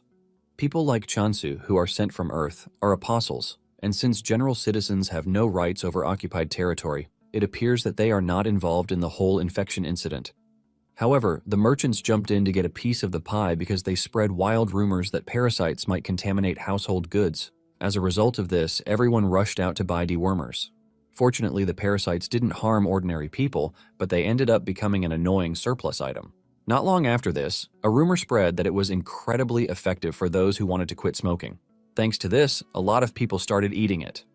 In addition, the exotic flavor led people to start using it as a spice. Chansu cannot believe that it was made to lure parasites, but humans have found a way to be the ones getting lured instead. Hasujin mentions that it also has a variety of uses, and she heard that they are putting it in chocolate and ice cream. As if this isn't enough, some people are even processing it into small sticks to start selling them. She brings out the processed one, and Chansu is left in shock. He asks Hasujin how long it is going to take to get rid of all of them because deep down, he is worried that the parasites might develop an immunity. Hasujin smiles, asking him how they should handle the whole thing, and Chansu replies that he would like to ban it all, but this is not entirely possible. Chansu knows that how it is used is entirely up to the consumer, and he decides that the first thing he is going to do is to separate the production of the edible version used as a spice. And as for the incense dewormer, he plans to reduce the size. However, he tells Hasujin to give a strict warning not to break it down any smaller than what he produces. Hasujin is surprised by this, and she asks him if he thinks the parasites will become drug-resistant, and he confirms this. Hasujin lets him know that he is worrying too much, and he agrees that he might not have been entirely concerned, but reminds her that they are dealing with one of the 7 calamities. Deep down, Chansu knows that he might be overreacting, but at the same time, he has a bad habit of being pessimistic. He then wonders if it is because of this that he is being stalked by the god of injustice. Since he plans to make the dewormer small, Hasujin tells him that it might be a waste to continue farming such big crops. There are basically garlics that are the size of a person's head and even mugwort, the size of an umbrella. However, Chansu argues that there is no problem with this because it helps with efficiency. It turns out that the shapes ended up looking deformed because he was focusing on size and properties, but he believes that it is all going to turn out well. However, he is adamant that he is not going to take the communication skill because he is not ready to hear things like Big Bro or other boring stuff. However, little does he know that half of his worries are about to come to pass. Some days later, the goddess is shocked by the amount of income coming in, and she figures out that Chansu is taking a lot of risks. The goddess is impressed at how Chansu does his things, and even though he is doing a lot, he has never neglected the farm for once. The goddess decides that she has to give him a new skill because he is really talented. She asks her retainers if they think it is high time she gives Chansu a new skill, and they ask her if she is interested in giving him the communication skill. She says yes, but at the same time she is worried that she might just pull a random skill like pest control. The goddess says Chansu might as well vanish just to wipe out every insect on the planet. The ping tells the goddess that Chansu will definitely pick the communication skill this time around because he has been doing well enough. The chick also agrees with him, saying this will be the third time in a row, so Chansu should know that he is supposed to pick the communication skill. Moments later, Chansu arrives at the temple, and the group excitedly runs over to meet him halfway. Chansu is shocked when he realizes that the whole group is out to meet him. The goddess then offers him the communication skill with an additional skill. Chansu hopes that he is going to get a skill that looks peaceful, but isn't appealing. Just then, the options appear in front of Chansu, and in addition to the communication skill, there is a skill called Fertile Land. Apparently, Fertile Land is a skill that improves the soil, and it is suited for wide fields or wheat paddies. It is completely unnecessary for an apostle with limited space according to what the goddess is thinking. She is excited that her apostle will finally choose the communication skill, and she seriously prays that he does. Chansu stares at the screen for some time and assumes that the communication skill is a fixed option. He concludes that he has done a lot of bad things and doesn't deserve to pick the communication skill because he might just get killed by an elf if they see what he is doing to the crops.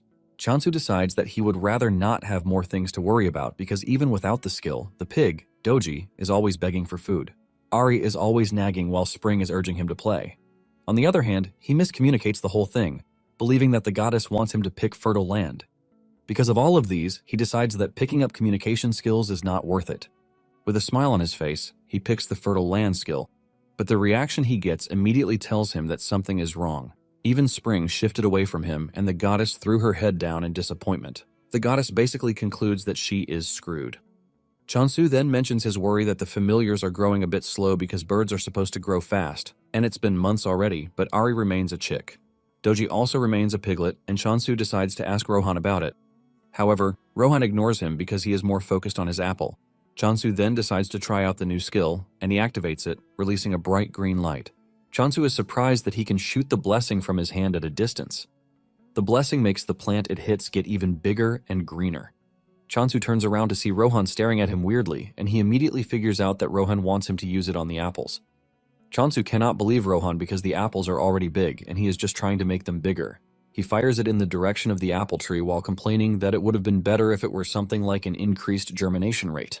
The goddess hears him complain and groans in frustration, saying this is why he should have chosen communication instead of a strange skill. The next day, Chansu heads to the West Block to meet Park, and it turns out that his last experiment didn't work really well. Park urges him not to be too impatient, telling him that there is still time left. Park even urges him to tell him everything about the magazine he read, but Chansu screams at him to filter his thoughts because the kids are with them. Chansu then says it is their priority to avoid the backlash of the skill, Pure Mind, because they have already concluded that removing the source is impossible. He mentions that they have only made it this far thanks to Spring's Water and Edwin. However, he believes that they need something more, and he reveals that the experience of making the pest repellent helped a bit. He asks if there are any similar problems, and Park asks him about the Apostles of Purity. Chansu then asks if medicine won't be enough for them in the meantime. Suddenly, Chansu's expression changes, and Park asks him what is wrong. It turns out that Lee Minsu, the Apostle of Violence, is trying to enter his block, and Chansu lets Park know that violence has finally come for him. Minsu shows up, and he walks up to Chansu, telling him that he needs his help. He takes off his hat to reveal his bald head, and he asks Chansu if it is true that he can make hair abundant. Chansu is left in shock because he doesn't know when another weird rumor started to fly around. Some days earlier, Hasujin had gone to deliver items to Minsu, and this was when he noticed how good her hair is. He asks her if she's been eating something good, urging her to share the secret with him. Hasujin replies that there is nothing special, but Minsu believes that she's been secretive, and he urges her to remember how far they have come. This is when Hasujin starts to wonder if there is really a change because her friends had said the same thing. Her friends had told her that she was glowing while asking if she was dating someone new. It suddenly dawns on Hasujin that this can bring in a lot of money because the beauty market is huge and it has incredibly high profit margins. Hasujin then tells Minsu that she has been eating the black beans grown by Chansu, the apostle of abundance. Hasujin knows that it might be a bit dramatic, but all of Chansu's crops have actually produced a dramatic effect. Minsu immediately becomes interested because he has always thought Chansu was just a profiteer. Hasujin is worried because Chansu has occupied the nearby blocks, but Minsu lets her know that he doesn't mind making Chansu his brother as long as he is able to help them out. He reveals his intention to initially attack Abundance because they occupied areas around the Violence faction. Minsu immediately withdraws this idea and even decides to make Abundance his colleague, saying any attack on Abundance is an attack on him, which is an attack on Violence. However, he tells Hasujin that he will have Chansu's head if he doesn't live up to his expectations. Hasujin can only hold her head down in frustration because she has somehow pushed Chansu into another complicated issue. Now that Minsu is standing in front of Chansu, Minsu tells him not to try to lie because Hasujin already told him everything. Chansu is shocked to hear this, but suddenly remembers Hasujin telling him that Minsu might be coming for him. He finally understands what she means by this, but he takes solace in the fact that Hasujin didn't spread the rumor out of malice. Minsu then asks Chansu if he is trying to swallow Violence because he has already occupied all the blocks surrounding them. Chansu replies that he didn't actually know that there was a village there. Minsu tells him that it's a bit too much to call it a mistake because they were already preparing for war, but it doesn't matter. Seeing how everything is played out, Park realizes that Chansu is already hooked to the Violence faction. With a scary voice, Minsu lets Chansu know that he's going to have himself to blame if it turns out that he can't do what they want from him. Chansu holds his head in frustration, wondering why everyone is choking him out because he is a freaking farmer, not a doctor. Apparently, when the Earth got ruined, there were so many negative people crying over it, and among the many dispatched worlds is the block-type territory world. There was a place compatible with a god that is considered very important, so it was inevitable that there would be much negativity. There were also some who embraced wrath in their time of pain. It turns out that a ridiculous fate awaits them, and this is a fate where they would go bald. Those who were afflicted with this started crying, saying they would have chosen negation instead. One even thought about shaving all of his hair off, but his senior let him know that this is also not going to help. It turns out that their hair falls out anytime they use their powers. In the end, it meant becoming more powerful while losing more hair or remaining a lower apostle while protecting one's hair. The Violence faction was where true warriors were chosen, but even they had not given up on their hair. Minsu then tells Chansu that they are now brothers, and he tells him that he is pretty sure that there is a way. Deep down, Chansu is crying in pain because he has no idea how to help grow Minsu's hair back. Chansu teases Minsu, asking him if he has tried visiting negation because bringing back the dead is their specialty. However, Minsu's facial expression tells Chansu that he can't be joking with things like this. He quickly apologizes, and Park knows that Minsu and his gang are already desperate, which is why they had to come to Chansu for help. Chansu then wonders if it is okay to use the blessing of abundance on a human. Chansu tries it on himself and immediately makes his hair grow even longer, shocking Minsu to his bones. He wastes no time asking him how he was able to do it. On the other hand, Chansu is relieved that it worked, and he figures out that it might be useful for changing his style. However, it is not an entirely good method because he doesn't know if new hair sprouted or the existing ones grew longer. In addition to this, it costs some points, which means it is not entirely efficient. Chansu then tells Minsu that there is something he would like to try first, while smiling at the dude. Without hesitation, Minsu rushes over to Chansu, telling him that he is free to try whatever he wants to try. Chansu then fires off the blessing to Minsu's head. Minsu felt the heat, but to his disappointment, his hair didn't grow. Chansu then asks him if he has a skill that causes hair loss, and he says yes. He mentions that this is thanks to the heat emitted when they use their skills. Chansu realizes that purity is the lower half, while violence is the upper half. Chansu cannot help but thank his stars that he is in the Abundance faction. He figures out that the whole thing might be similar to that of Park, since it is a granted skill. Minsu stupidly asks Chansu if he can't plant hair since he plants crops all the time. Chansu stares at him disgustingly, wishing the dude would just go ahead and find a doctor. Chansu then decides that they are going to have a look into it in the meantime. Later on, Chansu heads over to Edwin's office to find her, where she is busy drawing the water spirit. She is totally carried away by this until Chansu screams out his name. Edwin asks him what he wants, and he replies that he has a request. Chansu gives her a bowl of walnuts and black beans, urging her to make a blend that is effective for hair loss.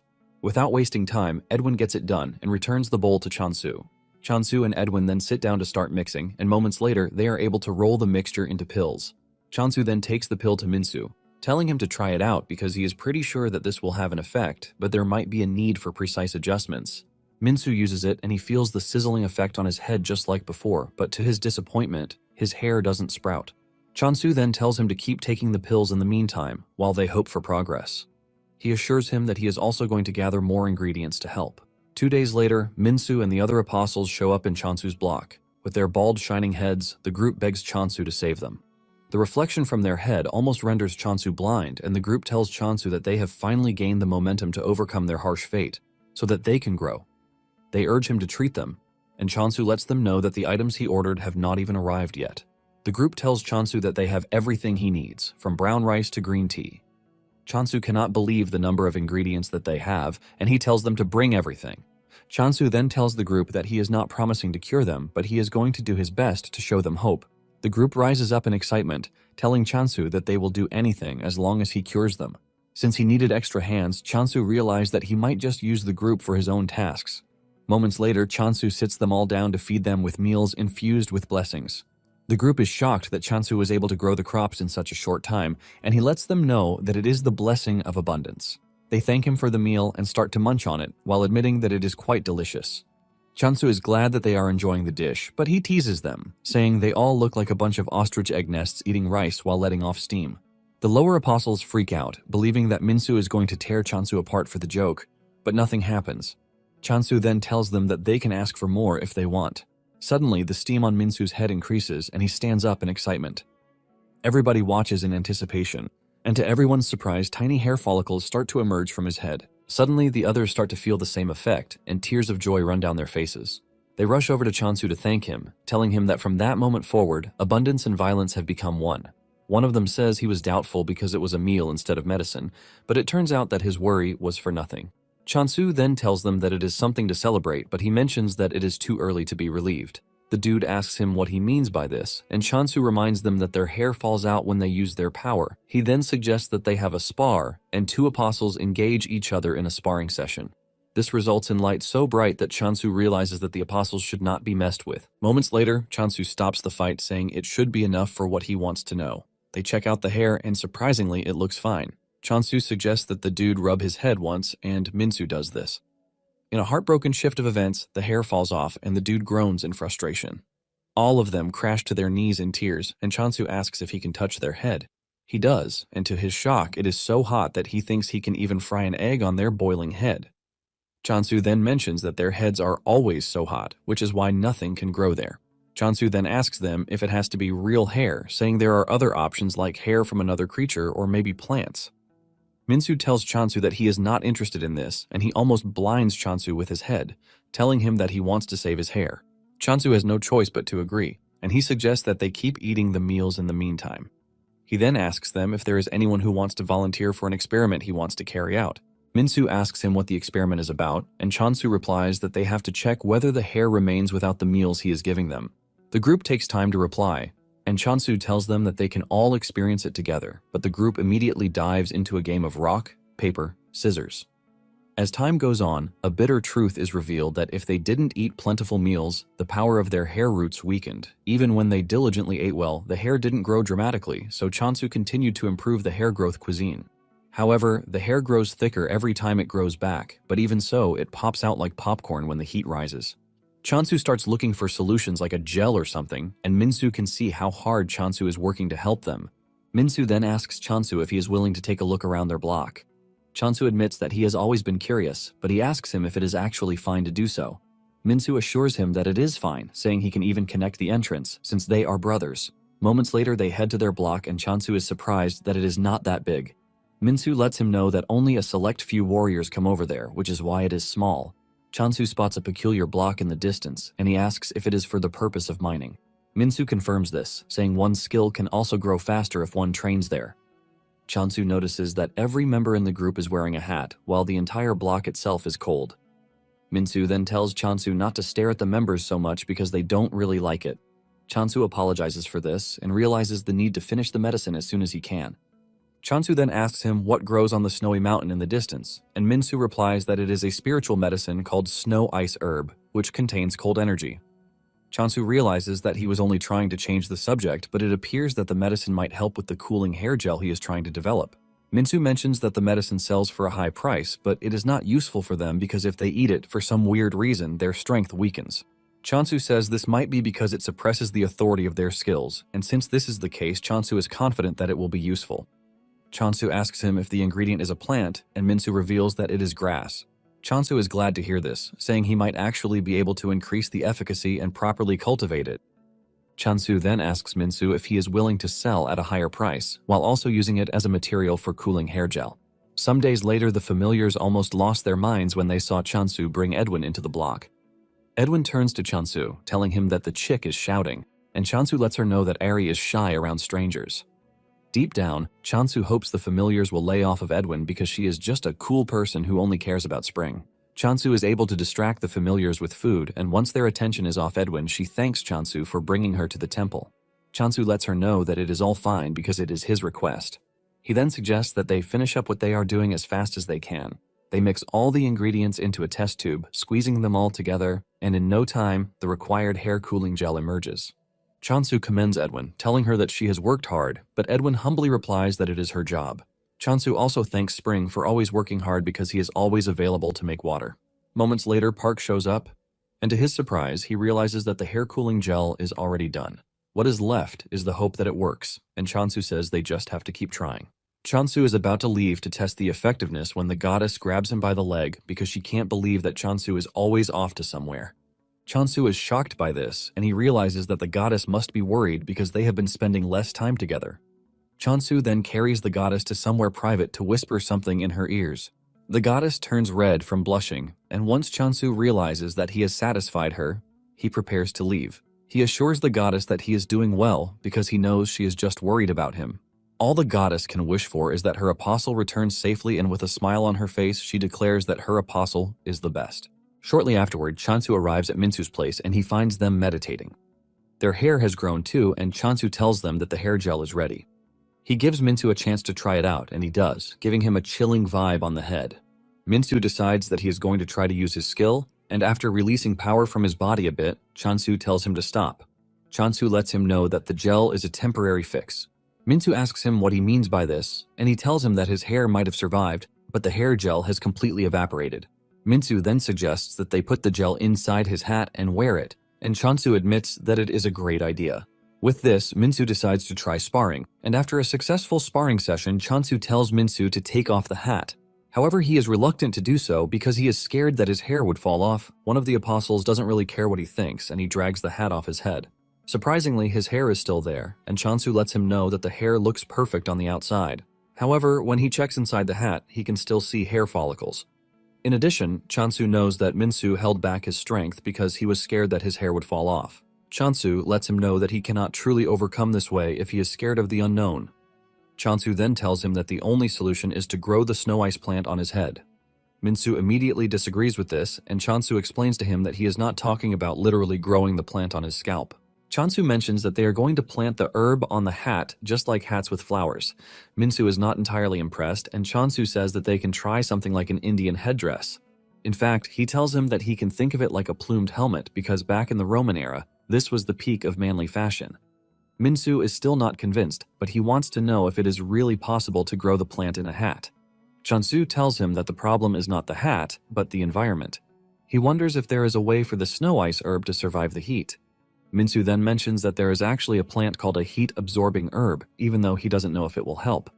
Minsu says it is the opposite of the snow ice herb, and it is a plant that grows by absorbing surrounding heat, but it is found in a place even more dangerous and remote than where they are. Minsu mentions that there were people who usually gathered it, but at the moment, everyone has been catching parasites. Deep down, Chansu immediately figures out that they have started a parasite farm. Minsu is still talking about how difficult it might be to gather it when Chansu tells the group that they need to set off on an expedition immediately. Back at the temple, it turns out that Chansu left Hamstall behind, and this has everyone curious because he always carries him along. Doji believes that Chansu is out there eating something delicious, but Ari scolds him, telling him that not everyone is a foodie like him. On the other hand, the goddess is seriously worried that Chansu's task is dangerous, which is why he had to leave Hamstall behind. Suddenly, it dawns on her that she promised to trust her apostle, but she is already getting the familiars worried. She figures out that everything Chansu is doing is for the good of abundance, and she immediately gets off her ass to caution the stupid thoughts that she is having. She walks up to Hamstall, telling him not to worry because Chansu will definitely take him along next time. With the goddess's assurance, she is able to settle the growing unrest among the familiars. Meanwhile, Chansu and the other violence apostles who followed him have reached where the heat-absorbing plant is. Chansu smiles at them, saying he is glad that they reached the summit without any major problems. However, Minsu and his gang can't believe what they have witnessed so far. They start whispering among themselves because on their way to the summit, Chansu was easily cutting down monsters like they were nothing. It is at this point that Minsu knows that they would have been dead if they had tried to declare war. Chansu notices the strange expression on their faces, and he asks if something is wrong, but they quickly adjust, telling him that nothing is wrong. Minsu then mentions that when a block is swept by one of the 7 calamities, the typhoon, the environment usually changes completely. But he is glad that it didn't happen there.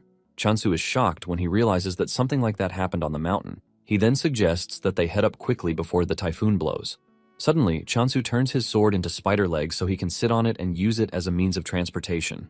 Minsu asks about it, and he replies that it is his sword that changes form at will.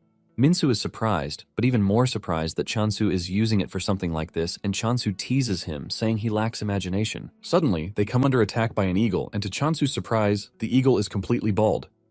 Minsu decides to take on the eagle, and before doing this, he splatters plenty of hair gel on his hair. Minsu goes after the eagle and punches it to the ground, knocking it out. He even carries it back to the team, and when Chansu asks him why he is still carrying the eagle, he replies that it is a delicacy. Moments later, they finally made it to where the heat-absorbing plants are located. Minsu talks about how refreshing it feels to stand where they are, and Chansu explains to him that this is because the heat-absorbing herb is absorbing the heat. Chansu is pleased that they came to the right place, and he suggests that they gather the herbs quickly so that they can know if it is going to be the key point. However, after the experiment, the herb only served as a heat-absorbing agent, and in order to overcome the fate of violence, Chansu concluded that they still needed the power of the snow ice. With this, hats combining the 2 herbs were created. Chansu creates one each for the members, but Minsu is not entirely satisfied with his because he believes that it looks flimsy. Chansu cannot believe his ears, but he doesn't even argue with him. He angrily switches the one he gave with one that has flowers in it, and Minsu loves this. Chansu cannot believe that Minsu is seriously happy with walking around with a flower on his head. Minsu then tries to use his power, and he exerts it to the maximum, but to everyone's surprise, his hair stays intact, leaving Minsu to shed tears of joy. After his celebration, Minsu taps his chest, assuring Chansu that violence will never forget the favor he just rendered them. Minsu goes down on his knees, and the rest of the team follows suit. They tell him that his enemies are also their enemies, and they are going to crush whoever comes against him. Chansu is blown away by their gratitude, which he believes is a bit hasty. However, he fully understands that they trust him already, and he has no choice but to admit that it feels really good. Later on, from the plain laurel wreath, the beanie woven from leaves, and the very flashy Native American headdress, the carefully cooling hats all became a massive hit. However, this was only permitted for the true warriors. At the same time, other partial drugs became popular, and it was thanks to the believers of violence. Chansu smiles because the profit margin is somehow good compared to the labor costs. In addition, Chansu now has more hands on deck thanks to violence. Minsu then asks him if he gained points from helping them out, and he says yes. Chansu mentions he actually got more points than he expected. They are in the middle of this conversation when monster ghosts show up. While Hasujin and Park are busy doing their things, Chansu believes that it is his job to cut down monsters because he has concluded that abundance is a militant faction. Chansu draws his sword and dashes toward the monsters, wiping them out in one fell swoop. Minsu is left in awe because no matter how many times he sees it, he can never get used to it. Minsu mentions that immortal ghosts are famous for leaving curses behind, and Chansu tells Minsu that he just has to slash them before he gets cursed. Minsu doesn't understand this, and Chansu tells him that all he needs to do is to literally kill them instantly so they don't leave a curse. Minsu is surprised by this because it doesn't really sound impractical since Chansu hunts more than 100. Chansu corrects him, saying it is actually 443. Later on, Minsu is seen sitting by the fire, lost in thought, when his friend Jang shows up. Jang notices his demeanor and he asks him why he looks sad even though his hair has grown. Minsu then asks Jang if he can catch immortal ghosts, and Jang says he can even though it might be annoying. Minsu then tells Jang that he is talking about catching 400 of them every day, and Jang replies that it might be possible after building up their muscles really well. However, Minsu lets him know that Chansu isn't muscular, but he is strong. Zhang taps him on the shoulder, telling him that abundance and violence are different from each other. He mentions that they have methods that both suit them. Meanwhile, the other members are busy building their muscles like crazy, and Minsu asks why everyone is now obsessing over muscles because it wasn't like that before. Zhang reminds him that in the past, everyone wanted to go all out, but they couldn't because their hair would fall out. In addition to this, the meal they have been getting from abundance makes their muscle gain come on fast. Zhang then tells Minsu that they need to build up their muscles to raid dungeons. Zhang mentions that there are a lot of neglected dungeons because of the parasite hunting, and they need to build more strength to save up money so they can repay the favor. Minsu agrees with him and immediately runs over to the weight to undergo some reps. Some days later, the familiars are seen resting in peace because everything has been going well, thanks to Chansu spending more time with the goddess. Even the goddess is happy, and she wishes that every day would just be like that. Her body runs cold when she hears Hasujin's voice behind her because she knows she never comes for anything fun. Chansu then asks Hasujin if something is wrong, and she replies that it is nothing major, but it appears that a new species of parasite resistant to the anti-parasite has appeared. Chansu freaks out because this is a major problem, and Hasujin adds that the parasites can even spawn on their own now. Chansu asks her why this happened, and she reveals that after the violence faction became more active, the other factions got scared of losing their jobs and reportedly withdrew some of their parasite hunting forces. Their firepower decreased, but they still burned the anti-parasite like they always do, which led to failing the hunt, and the parasites that survived escaped before supposedly evolving. Chansu remembers that Minsu had told him about the plan to go to the dungeon, and he realizes that this is the aftermath. Hasujin mentions that the new parasites are causing massive damage to humanity, and all the blame is being placed on the war faction, which failed the initial subjugation. In an attempt to overcome this, the war faction has sent a very polite request for cooperation. Park is not entirely surprised because it is obviously their fault. He also doesn't believe that they can be polite, but when he checks out their request, he realizes that the letter is actually polite. Hasujin tells them that it is pretty serious for one of the top factions, the war faction, to have taken such a low stance. She also adds that the products of abundance have a huge influence on the world, and for war to have asked to make a new anti-parasite, it shows that the parasite's resistance has gone through the roof. Chansu then asks Hasujin about the reward for this. Hasujin mentions that the war faction has hinted about an artifact. Chansu asks if it is an artifact of abundance, but she says no. Chansu is surprised by this because Hasujin already told her that artifacts need to be compatible. Chansu asks if it is an artifact of war, but Hasujin says no. In a surprising revelation, she mentions that it is an artifact of death. Well guys, that's the end of the video. If you like this video, comment next part in the comment section. Also subscribe to the channel, hit the bell, and like the video. Thank you for watching and see you next time again.